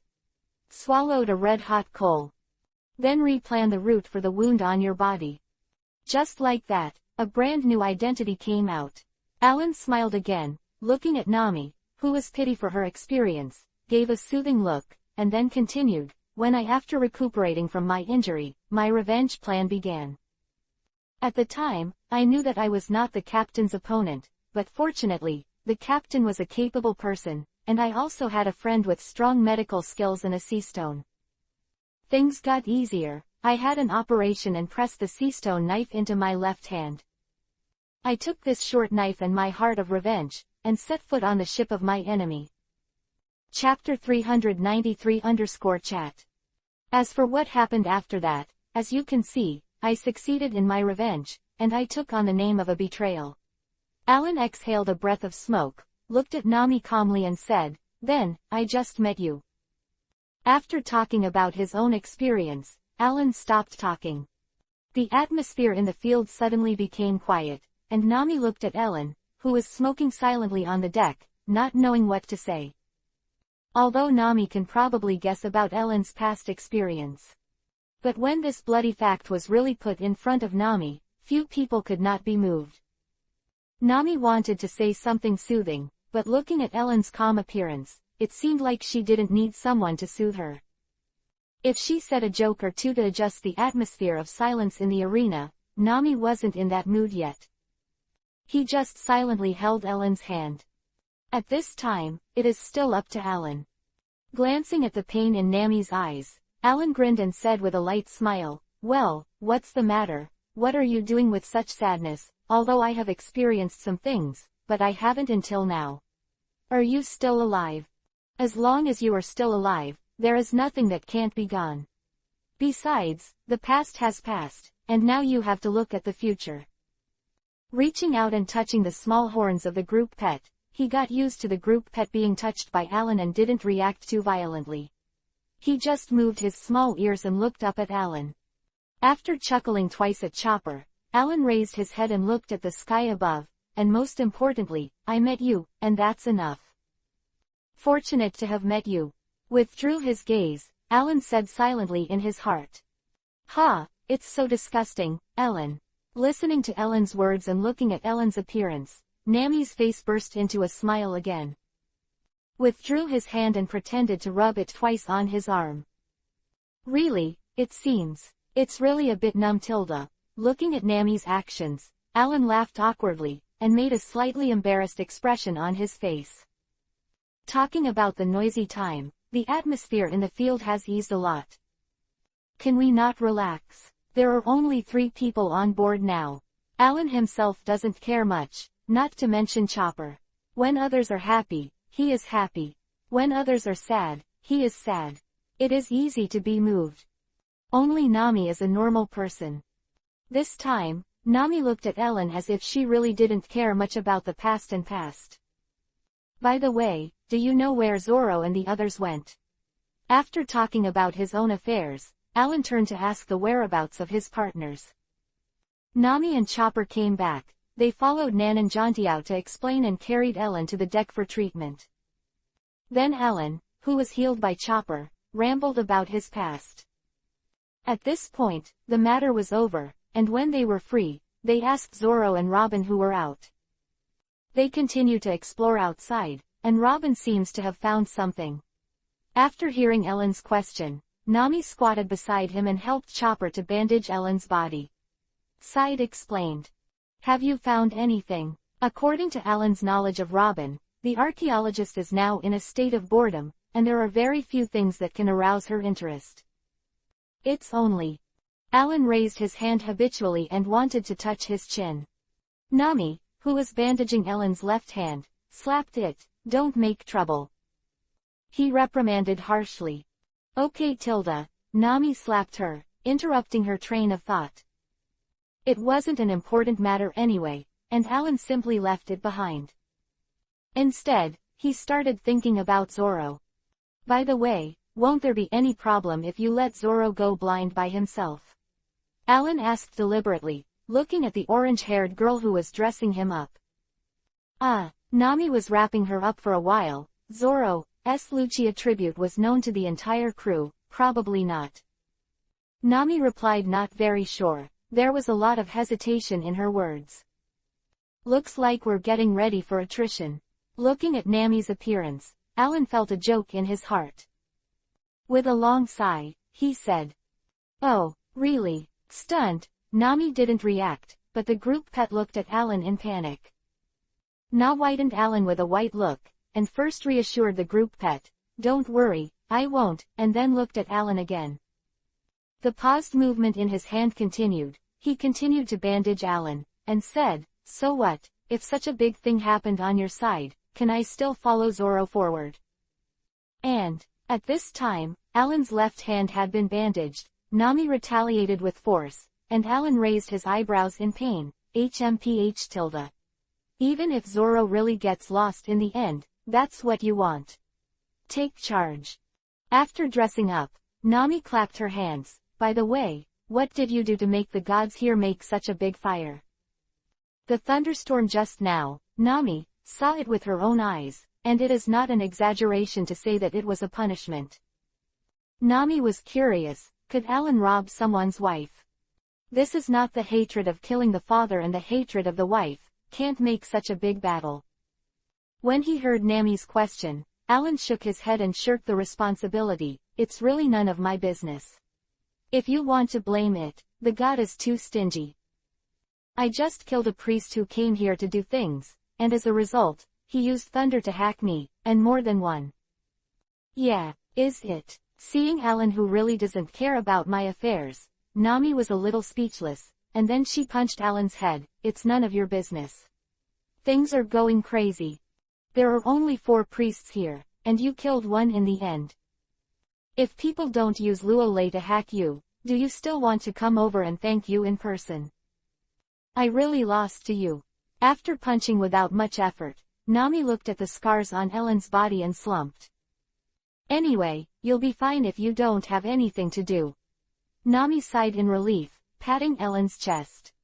Don't worry, there's a good saying, good people don't live long, and disasters will last for thousands of years. How can a pure evil person like me live for tens of thousands of years? Looking at Nami's appearance, Alan said with a smile. After living for tens of thousands of years, isn't that the beard that has grown long enough? Chopper, who had completed his responsibilities after hearing Alan's words, said beside him. Chapter 394-Reunion. Yeah, at that time, even if you don't need to ascend the ocean current, you can come to Sky Island just by relying on my beard. Alan hadn't told anyone about his past for a long time. Since the end of Revenge, Alan's past experiences seemed to be a heavy burden on Alan's heart. No one tells, more and more. At this moment, with the memories and words spit out, Alan couldn't help but see through a lot. It is rare to follow the group pet's train of thought. It's amazing. Hearing Alan's words, Chopper's little head couldn't help but imagine that after tens of thousands of years, Alan sat on the clouds in the sea of clouds and put his beard down. People came to Sky Island through Alan's long beard. The more I thought about it, the more miraculous it became. The stars in my eyes couldn't help but look at Alan admiringly. It seemed that if Alan had a few more words with the group pet, he would be able to replace Usopp's position in the group pet's heart. Okay, now let's think about what we're going to do next. Nami, who was watching the conversation between the two with a smile, opened her mouth naturally after Alan Chopper's conversation was over. I don't know where Zoro Robin will end up, and I don't know what they can collect. Luffy and the 3 of them are also on their way here. Everyone has their own things to do, but the responsibility of watching the ship only needs one person. Now that the 3 of them are crowded on the Mary, it's not a big deal to stay there, and it's a bit too wasteful. But this is just Nami's own idea. Alan felt that there was nothing wrong with the three of them staying here now. Among the three people who stayed on the boat, Alan was originally the strongest. However, because of Enel's attack, the upper limit of Alan's blood gauge was forcibly reduced to 1/3. At the same time, it also has many negative debuffs such as maiming and bleeding. Moreover, Alan's current state is not very good, and his body is powerless because of Seastone. At this moment, the thin air of Sky Island has forcibly reduced Alan's body's attribute value by 60%. In addition to the feeling of powerlessness brought by Seastone, there is also a feeling of exhaustion that occurs every so often. Alan's second half of the itinerary probably won't be of much use. But for now it's okay. No matter what Alan said, he killed a priest after all, which was considered to reduce some trouble for his partners in the next trip. Besides, there is one more thing to be aware of. If it is not very pleasant to say, then Alan is actually a burden now. This is undeniable. Alan is now a very reluctant thing to stand. After Alan finished speaking, there is no need to say more about the other two who are now on the boat. Nami's strength itself has weakened. At this moment, Alan, who has just faced a holy thunder from the sky, naturally cannot let Nami go out and go blind. Even if you didn't anger the god Enel, it's not fun to meet a priest. Don't look at how easy it seemed that Alan killed a priest at the time. But Alan was relying on the weirdness of his moves. If it was replaced by a guy whose willpower was similar to that of a normal person, even if his strength was as strong as that of the four emperors, the final outcome would be inevitable. Besides, the Asuka priest is not a good guy to deal with. Not to mention other things, just relying on the performance of the flying bird priest at that time before Alan's moves were not activated, his combat experience is a certain thing. Very rich and sophisticated. If it is really compared, even if it is Zoro or Luffy Sanji, it is not an easy thing to kill him. Not to mention Nami. Besides, this is just a priest. Alan is worried if Nami is going out. As for the chopper, it doesn't even need to be said. Alan is now injured and needs the care of the group pet. And with Alan's current state, he can't watch the boat anymore. If there is another priest, Aaron estimates that he will sink into the empty sea with the Mary, and then fall into the great route below. Then Chopper is now very suitable for the job of watching boats. The first one can take care of Alan, and the second one has the strength to repel ordinary enemies. Even if Chopper wanted to go, Alan couldn't have agreed to let him out. Listening to Nami's words, Alan thought for a while, taking all of the above into consideration. Then he explained his thoughts to the two people beside him. Chopper naturally wouldn't object, and Nami agreed after a little hesitation. After all, what Alan said was true. Although Nami wants to get off the ship now to find all those goings, and then move them to the Mary. But things like going won't run away on their own legs. Just be patient for now. Anyway, there is still a chance in the future, and it will not be too late to find going after Zoro or Luffy come back. After a little entanglement, he agreed with Alan's remarks. Silently sat down and began to wait for the return of his friends. Here it is. Nor did Nami wait long. Not long after the three of them finished their conversation, they saw a burst of noise in the jungle on the other side. Then I saw Robin walk out of it. At the same time, Robin also activated his ability, and saw that one hand after another was held together to form a rope, which continued to extend backwards. And at the end of the rope behind Robin, it is naturally not someone else, it is our green-haired swordsman, the future world's greatest swordsman, Zoro. Apparently the two met halfway through. In order to prevent Zoro, a road idiot, from going to some inexplicable place in the end, Robin decided to come back to see the situation of the Mary first, and then hand Zoro over to anyone, and then go about his own business. Yo, Zoro, so embarrassed. He raised his hand and beckoned to Zoro who was following Robin. At this time, Alan, who had Chopper hug him, laughed at Zoro who was being held by Robin. And Zoro, naturally, won't suffer this loss. Looking at Alan's bandaged appearance, he grinned mercilessly. If it's embarrassing, I'm not half as good as you. Alan's face froze suddenly, sloppy. And that's when the two were taunting each other. I saw that in the sky not far away. A small sailboat with a black duck head suddenly fell from the sky. Luffy Sanji Usopp sitting on the boat. Chapter 395-Move On. Oh, everyone is here. Luffy looked at the people on the Merry in front, with the usual smile on his face. Miss Nami tilde Miss Robin tilde tilde I'll let you all wait tilde I will save you through the trial of love tilde. Sanji is the only one who can say such words. Looking at the two women on the Merry at the moment, swaying their bodies, they said with love in their eyes. Looking at Sanji's appearance, Alan had a rare idea of playing with him, let the chopper holding him put him down, and then reluctantly supported the guardrail of the Merry, blocking the front of the two beauties. Naturally it attracted a burst of irritable shouts from the chef.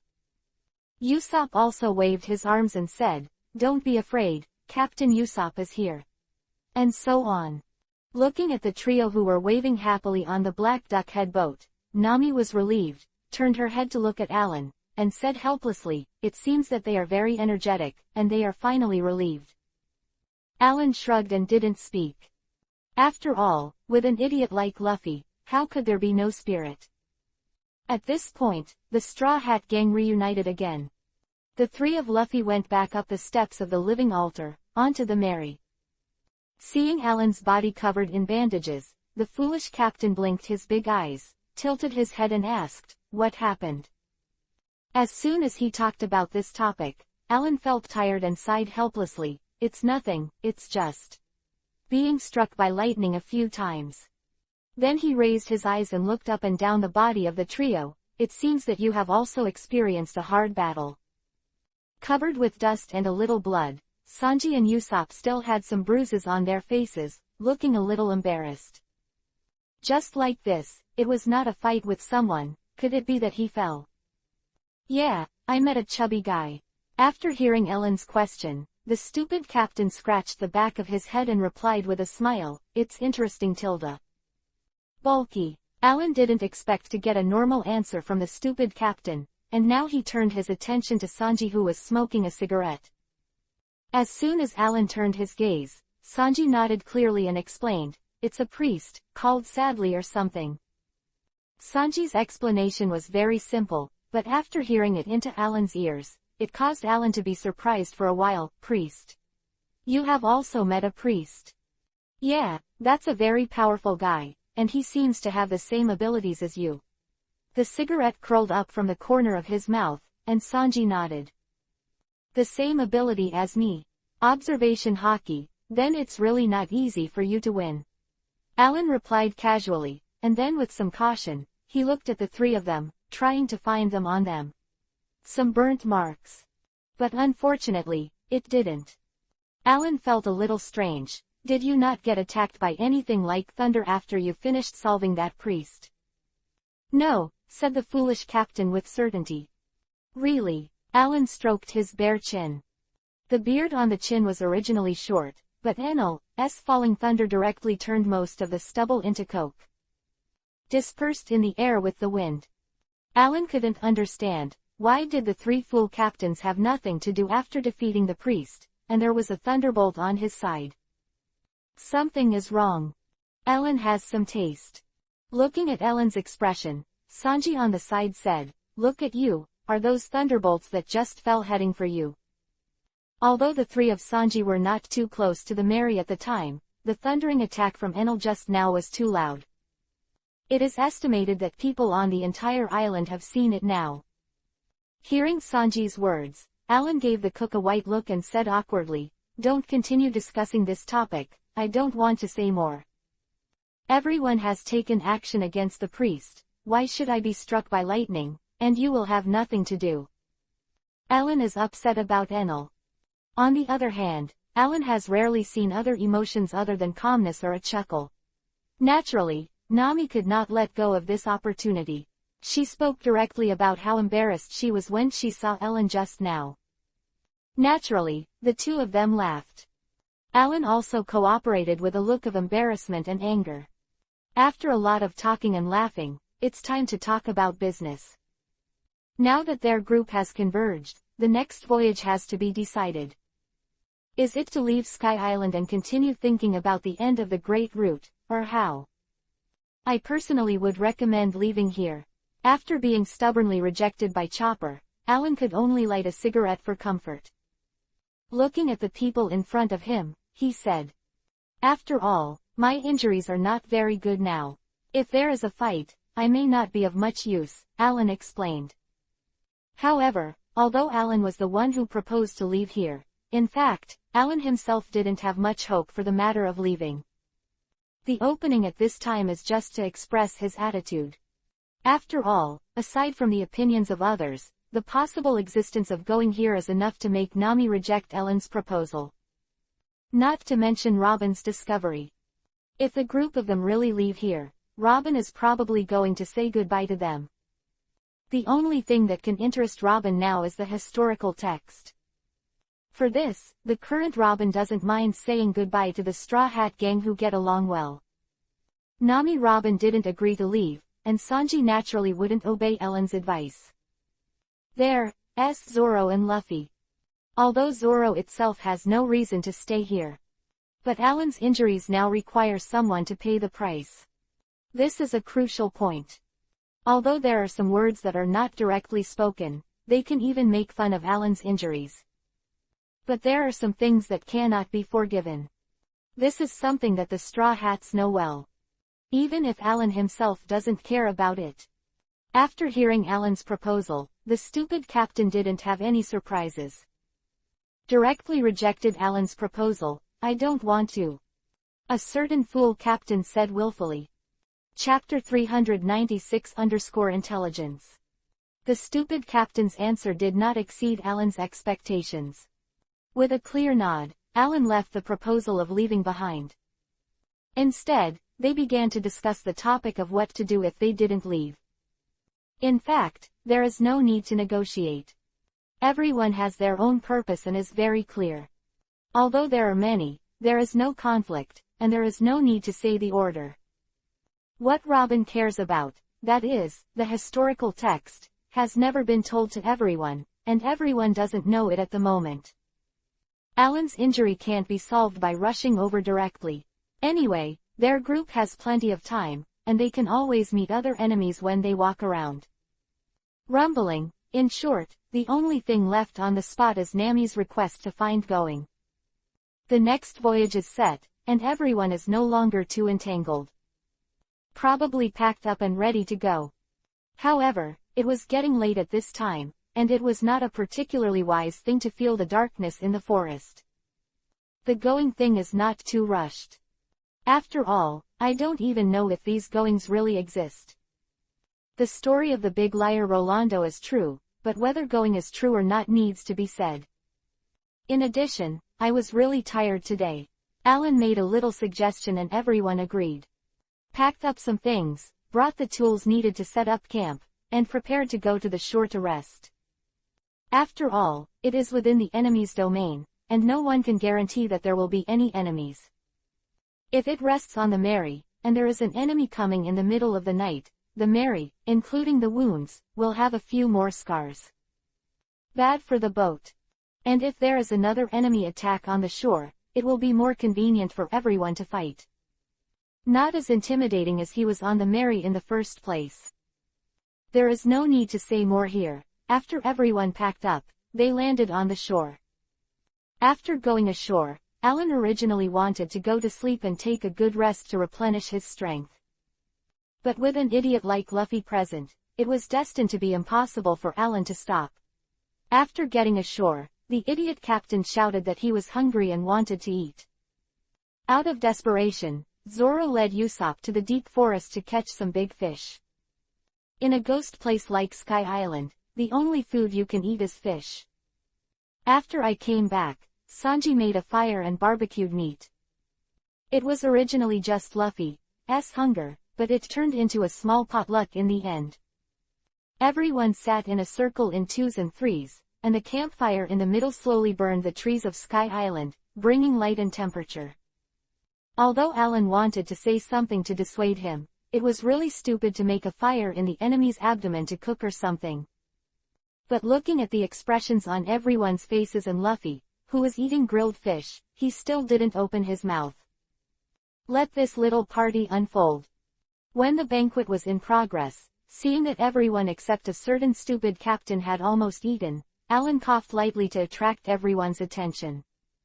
Seeing everyone's eyes surrounding him, Alan said slowly, "Let's talk about what happened today, everyone." Alan wanted to summarize what everyone had seen and heard. Whether other people care or not, at least Alan needs to know. It is also very good to analyze some information from it. When it comes to business, although everyone still looks tired and lazy, they will not refute Alan's meaning. Sanji, who was sitting by the fire and grilling fish with a cigarette in his mouth, took the lead and said, "We have nothing to say, we met a priest with observation haki." Alan already knew about these things, and Sanji just mentioned it again. Then he said that he was attacked by the gorillas here, that is, the Tauren masked people who suddenly attacked them when they first boarded Sky Island. They formed a battle group and fired a cannonball at them. After that, there was nothing, and Sanji finally said something called Shinwang, which is observation haki. It was tricky to see through their actions. Sanji finished talking about the three of them, and the four who went out over there also spoke in turn. The Island of Heaven, going, these are also known to Alan.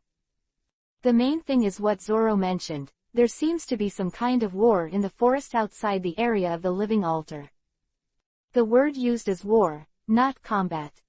The number of people should be large. Everyone finished their speeches in turn, and finally Alan talked a little about what happened when he was guarding the ship.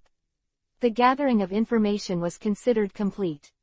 After speaking, everyone continued to eat and drink. Those who should lie down, and those who should rest. Alan sat in front of the warm fire, closed his eyes, and turned his brain rapidly, combining the information he had collected and understood. After some brainstorming, Alan pinched his brows wearily, opened his eyes to look at the crowd, and said again, "Then now, based on what I can understand, let's guess what's going on here." Information. Alan's voice attracted everyone's attention. Except for the stupid captain who was still eating meat, he temporarily stopped his work, looked at Alan, and waited for his explanation. Cough. After clearing his throat, Alan said slowly, "First, the first point, the god here, Enel, the fruit person, is very likely to be Logia's lightning fruit, or some other thunder or something. Fruit, in a word, it can drop thunder and lightning. Of course, it is not ruled out that it is Zone's mythical, and secondly, this god has an extremely powerful observation haki, you need to pay attention when facing it. Second, there are 4 priests here, but one was killed by me, and one was defeated by Luffy and the others.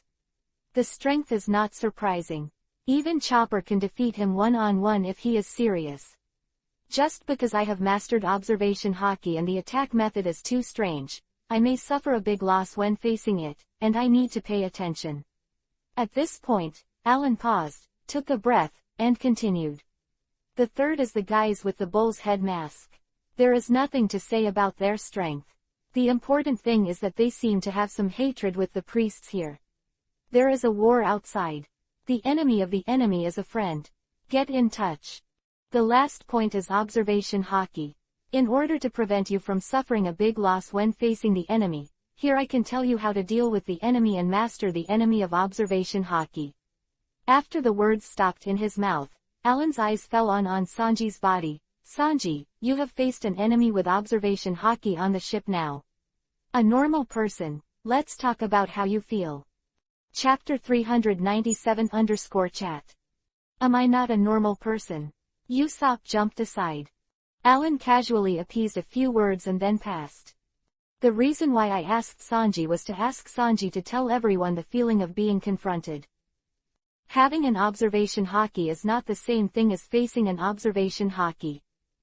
What do you want to say?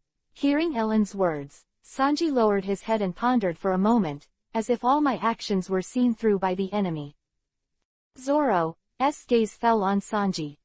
That's right. Before Zoro opened his mouth to say anything, Alan on the side took over the topic. Zoro stopped his mouth and turned his attention to Ellen. On the other side, Alan nodded and acknowledged Sanji's statement, and then continued, one of the uses of observation haki is also a very crucial point, which is to predict the enemy's opportunities, and it is very simple to deal with it. Speaking of which, Alan bought a pass, deliberately lengthened his tone, and after mobilizing everyone's attention, he said, that is to use observation haki to cover himself, which is also one of the advanced skills. That's it. If we know observation haki, we're going to need your bullshit here. Name, who was on the side, gave Alan a white look and called out in dissatisfaction, Alan. She knew that Ellen would not say such a thing, and there must be a follow-up. Ha! Alan chuckled lightly, but didn't continue to grumble. As for the second, it's a completely unconscious action. In short, you don't even know what you're going to do in the next second. How to start? This is what happened when Luffy played against Enel in the original book.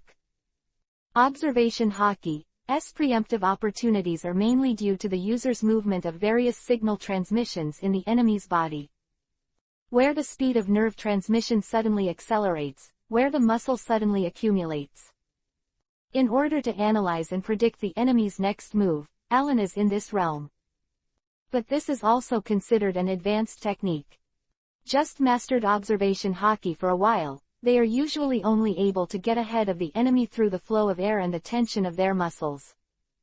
Of course, it is difficult for ordinary people to enter this unconscious state. Even if they are immersed in it, they will quickly get out of it. The difficulty and the gains obtained are not equal, so the second, that is to say, think about it, it is not recommended for everyone to use it, Alan said after lighting a cigarette from the campfire. Nami on the side was a little angry. This is useless, and the second is not. After chatting for so long, not even a single useful word came out. Alan, stop joking, hurry up and tell us what is feasible. Nami also sat closer to Ellen. At this time, with a little reach, he could hit Alan's head. Touching his explosive head, Alan smiled. Nami didn't use much strength, and Alan had a natural block above his head, which was nothing at all. But although it didn't hurt, Ellen felt the impatience that Nami wanted to express in this punch. He laughed twice. This time, instead of delaying, he directly said a feasible method, all right, don't worry. The third approach is rapid change. Everyone is puzzled. Didn't you just say that no matter what the change is, the enemy can predict the enemy's opportunities? Zoro, who loves fighting the most, said bluntly at this moment. Although Ellen didn't directly say that changes cannot escape the eyes of the enemy, Zoro was the first to understand the meaning hidden in the words. Seeing the puzzlement in Zoro's eyes, Alan waved his hand lazily. Well, don't think observation haki is so terrible. It's just an extra eye that can see far away. Alan's words were incomprehensible, and it would be hell if everyone could understand it. And Alan didn't expect him to make his friends understand anything with a single sentence. After the last sentence, he continued, observation haki does not have an upper limit, but the reactions of human beings are based on their respective constitution talents. That said, there is an upper limit. Quote. Speaking of which, people who are extremely sensitive to combat have already reacted, such as Zoro. The corners of his mouth were already grinning now. But the remaining strength is slightly weaker, or relatively simple people are still puzzled. Helping people to the end, sending the Buddha to the west, Eren didn't want to stop at this time, and then explained, in short, as long as your change moves faster than the enemy's reaction, then he will see it by then. But the body won't respond. This requires 2 points. First, your movements should be fast, and second, you should be close to the enemy.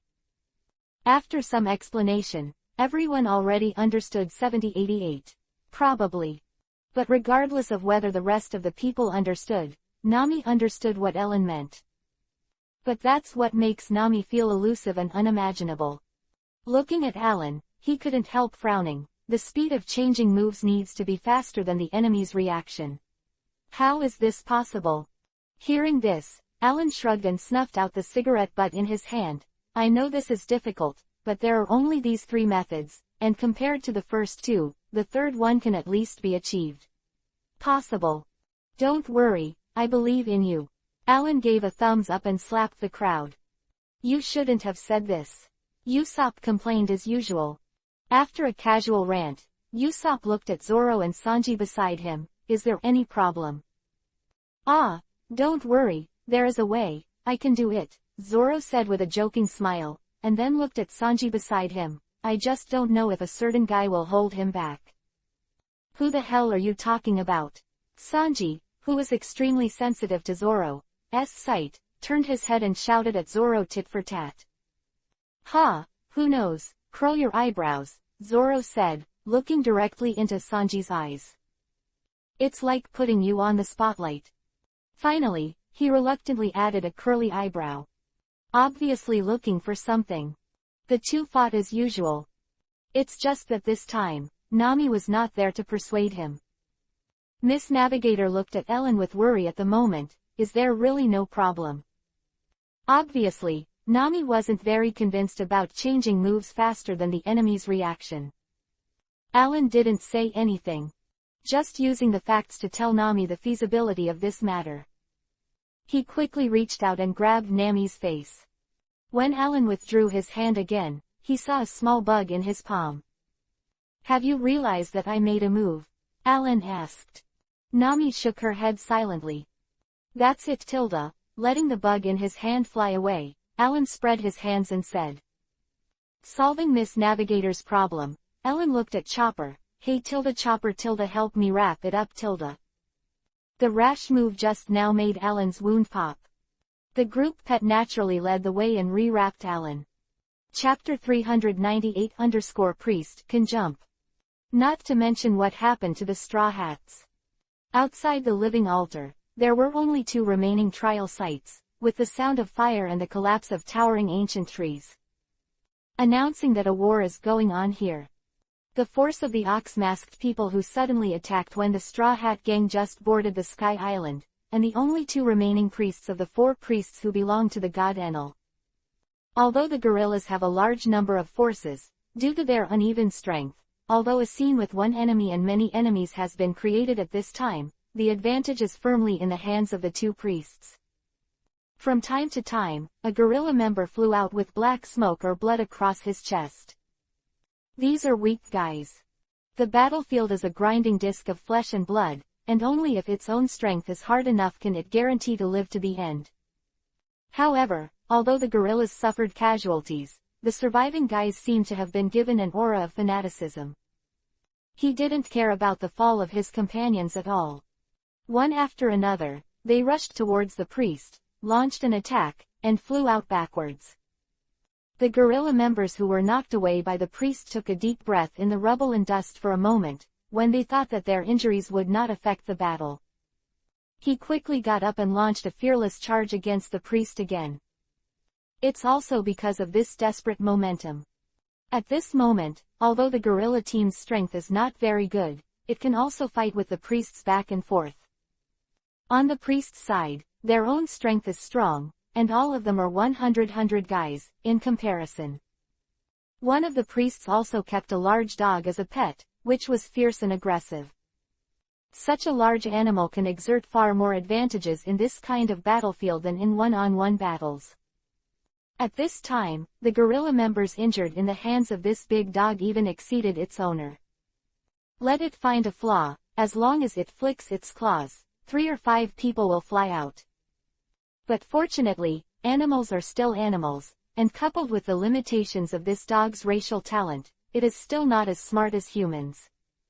When the members of the guerrillas mastered the kite-flying tactics, although they still could not cause any substantial damage to the big dog. But there won't be a scene where 3 or 5 people go out like in the beginning. Although there were still 1 or 2 unlucky guys who were unlucky and directly broke into the attack range of the big dog and were slapped and flew out, but overall it was feasible. Able to divide the manpower to fight against the enemy priests.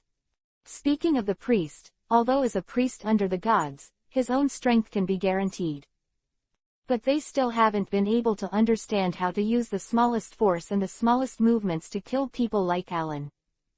Not only can it save stamina, but it can even recover stamina while fighting.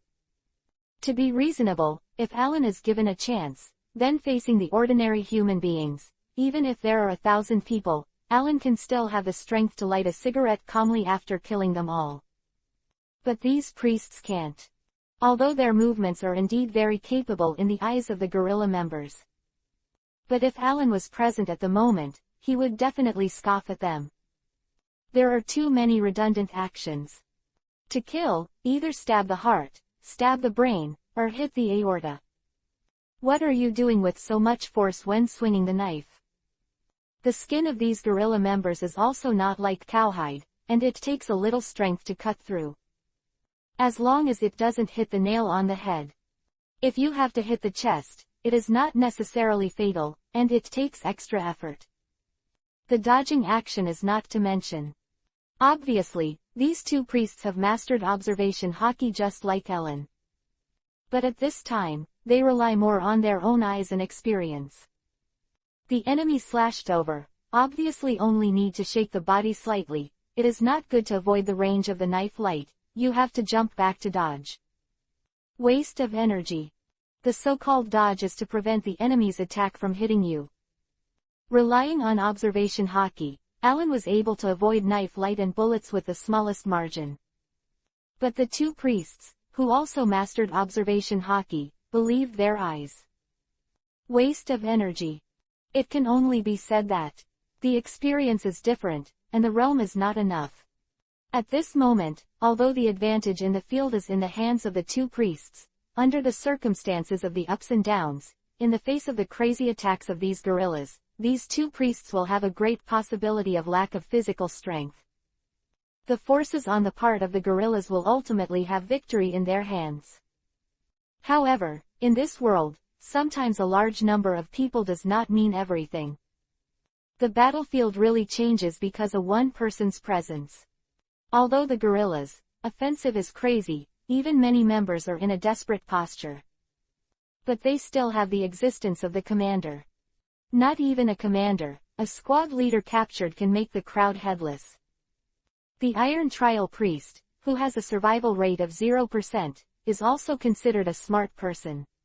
When fighting with the guerrillas, he took some of his mind to observe the situation in the field. In the end, he found the team leader who attacked with his subordinates, but his strength was not very good.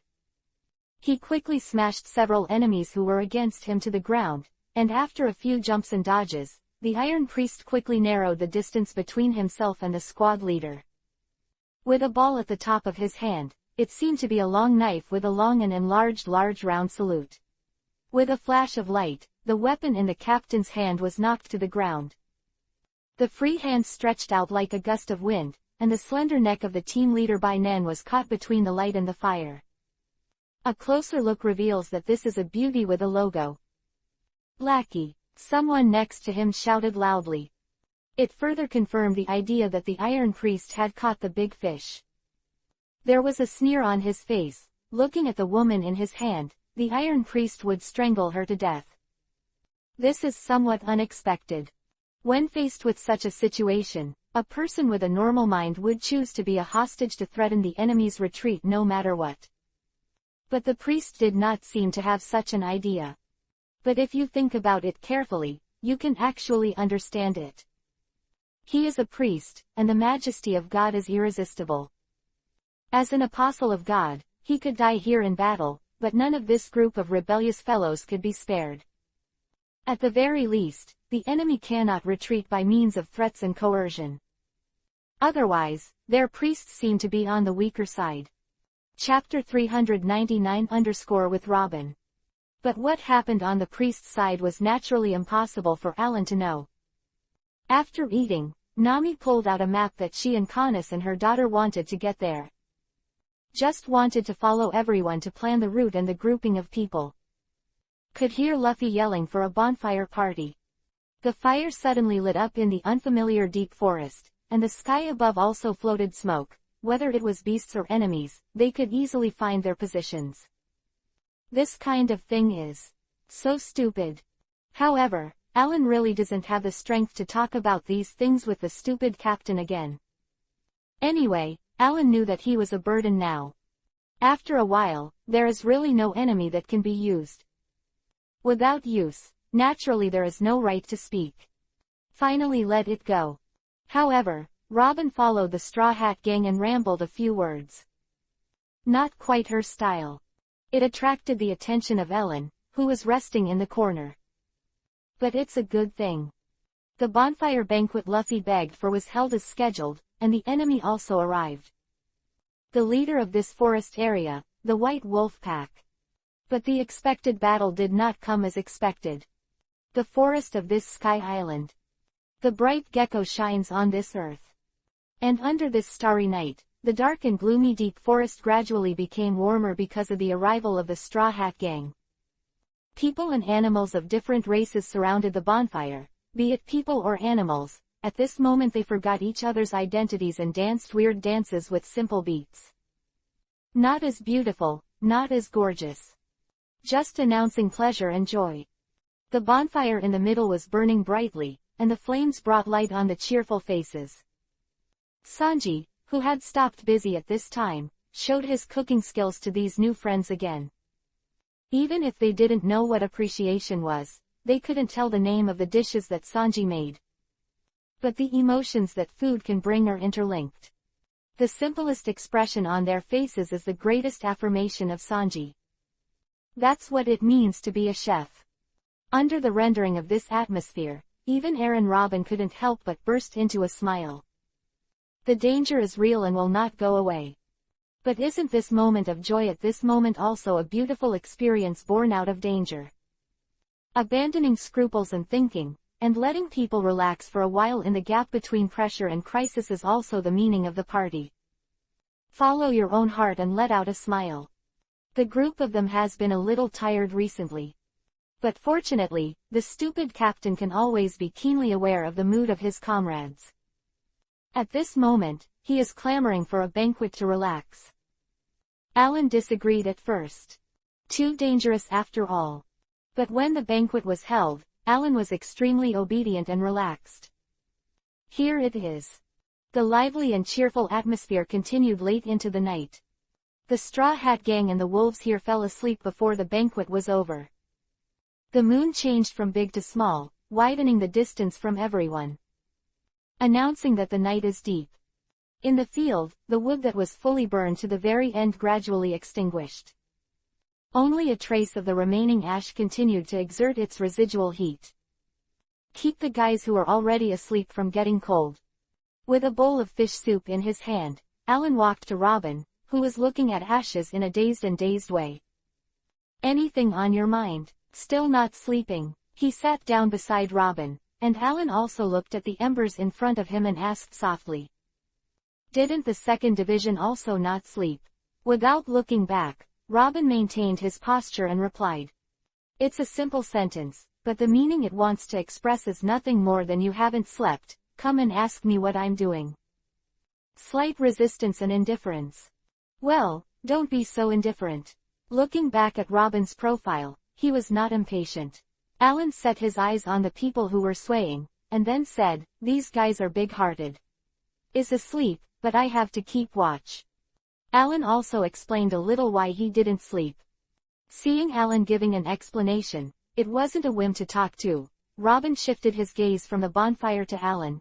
Yeah, it turns out that the 2nd Division had already taken over the vigil before I knew it. Mission. With a familiar Hessian smile on his face, Robin said these words slowly. It seems simple, as if it was said casually. But there is also a hidden meaning in it. If you want to clarify the meaning of this sentence in the final analysis. That's why Alan didn't know when he had already cared so much about the Straw Hats, and the Straw Hats' trust and tacit understanding for Alan. The task of the vigil may seem simple, but it carries great responsibility. It is possible that the vigil had been on the alert for countless nights without the enemy attacking. It is also possible that after a little sleepiness for such a short period of time, it led to the destruction of his own group of people. If you do it well, no one will praise it, and if you do it badly, it will have a tragic ending. Seemingly innocuous, the responsibility is huge. What's more important is the tacit understanding between Alan and the Straw Hats. If Chopper, Usopp, and Luffy could still fall asleep at this time because of their big hearts, that Zoro and Sanji can easily fall asleep in this environment is obviously their trust in Alan. They are not naive people. Because they knew that Alan would be vigilant. It's like having a colleague who eats egg pancakes every day. Initial curiosity, then wanting to change the recipes of colleagues, and then getting used to it. "Yo, it's egg filling again today," he said flatly. That's it. This is what Robin wanted to convey. After hearing Robin's words, Alan was stunned for a moment. It wasn't that he didn't catch what Robin was hiding in his words. But I can't figure out why Robin said that. Yes, I just joined the Straw Hats. I care about them and trust each other. What's wrong? Shouldn't you see it too? Why do you say that again? Are you mocking that guys like Alan can also find companions, or do you want to say that the naivety of the Straw Hats would actually trust Alan? Or does it mean something else? Alan thought of several possibilities, but none of them were good words. In the past, after hearing Robin's sarcastic words, Alan would tit for tat with Robin even if he wasn't angry. Take Robin's past experience and talk about it. But today, Alan is abnormal. After knowing that what Robin said was not good, he still smiled gently. Chapter 400_Conversation. After listening to the meaning that Robin wanted to express in his words, Alan didn't speak tit for tat to Robin as usual. Instead, he showed an unusually peaceful smile. It was as if he didn't understand what Robin was trying to convey at all. Haha, is that right? He casually waved his hand and chuckled twice as a reaction to Robin's words just now. While chatting and laughing, Alan took the opportunity and handed the fish soup he had prepared to Robin in front of him. By the way, do you want to drink? The bowl is clean. It's like Alan can guess several possibilities in Robin's sentence. At this moment, Alan's sudden gesture made it difficult for Robin to understand what he meant. After a few quick turns in my head, I thought of several meanings. But still can't figure it out. Carefully glanced around Alan's face, but there was no other emotion except the indifferent issue. I don't know what Alan's actions mean. Robin looked at the fish soup handed in front of him, hesitated for half a second, and then took the opportunity. Alan could never be poisoned here. Although Robin knew that she and Alan were both on guard against each other, but poisoning Robin, who had already gained a little approval from the Straw Hat group, such a stupid thing was unlikely to happen according to Alan's character. If Alan really wants Robin to leave, the most feasible way should be to unknowingly influence the relationship between Robin and the Straw Hats. Or planning during the incident to make Robin lose trust in the Straw Hat gang and affect her senses of the people on board. Let Robin go by himself. Instead of choosing blatant poisoning, such a stupid method. Besides, Robin believes that he has done nothing bad for the Straw Hat pirates since he got on the ship. Alan couldn't make a sudden move at this time. It was to explain why Robin dared to reach out and take the fish soup handed by Alan. For Alan's sudden kindness, Robin was just a little strange. Although I am not sure about Alan's intentions, this is not a bad thing. It's not good for Robin to follow Alan on this kind of thing. And over there, watching Robin take the fish soup, Vivi breathed a sigh of relief in Alan's heart. It's alright, it's better not to resist so much, I thought to myself. If Robin didn't take this bowl of fish soup tonight, the conversation would be over. Sometimes, in the face of some things, you can't be too hard. Forcing it is not beautiful. Simply Robin's actions did not disappoint Alan. Looking at Robin who was holding the fish soup and taking a sip, Alan set his eyes on the ashes in front of him. At the same time, Erlang's legs were raised, his right hand resting on his chin, and he said casually, "You still said that about me, aren't you the same? When you heard Luffy shouting that he was going to hold a banquet, you started talking a few times." It's not like your style. This sentence is the point. Alan was cooking fish soup again tonight, expressing goodwill, and taking the initiative to come over. The main purpose was this sentence. Before Luffy yelled about the bonfire. Not to mention that Robin was originally the kind of personality that doesn't care about himself. Robin is still in the stage of being bored and not interested in anything. Although during the day Nami told Ellen that Robin had found something that would interest her. But the bigger the expectation, the bigger the disappointment. People like Alan Robin understand one by one. Naturally, there is not much expectation for something that is not yet 30% likely. Here comes the interesting thing. Robin wasn't sure if the thing that interested her really existed. It didn't happen that the sky was wide and the sea was full of enthusiasm, and everything looked beautiful on a whim. Why would Robin, who has been cold-hearted after years of experience, dissuade him when the stupid captain did something that was not very sensible? What is the purpose of the dissuasion? It is to be afraid that the firelight will reveal the positions of these people and lead to the attack of the enemy. And the arrival of the enemy means that the Straw Hats will encounter danger. Such and such, such and such. Robin's words of dissuasion are worth scrutinizing. Alan's actions tonight were for Robin's words. After some things are clear, Alan can change his attitude. Although it could be explained that Alan did not speak at the time, Robin was forced to take over the responsibility that should have been Alan for the sake of his own safety. But this explanation is not perfect. After all, the legs are grown on Robin's body. If you are not satisfied with Luffy's decision, you can walk away.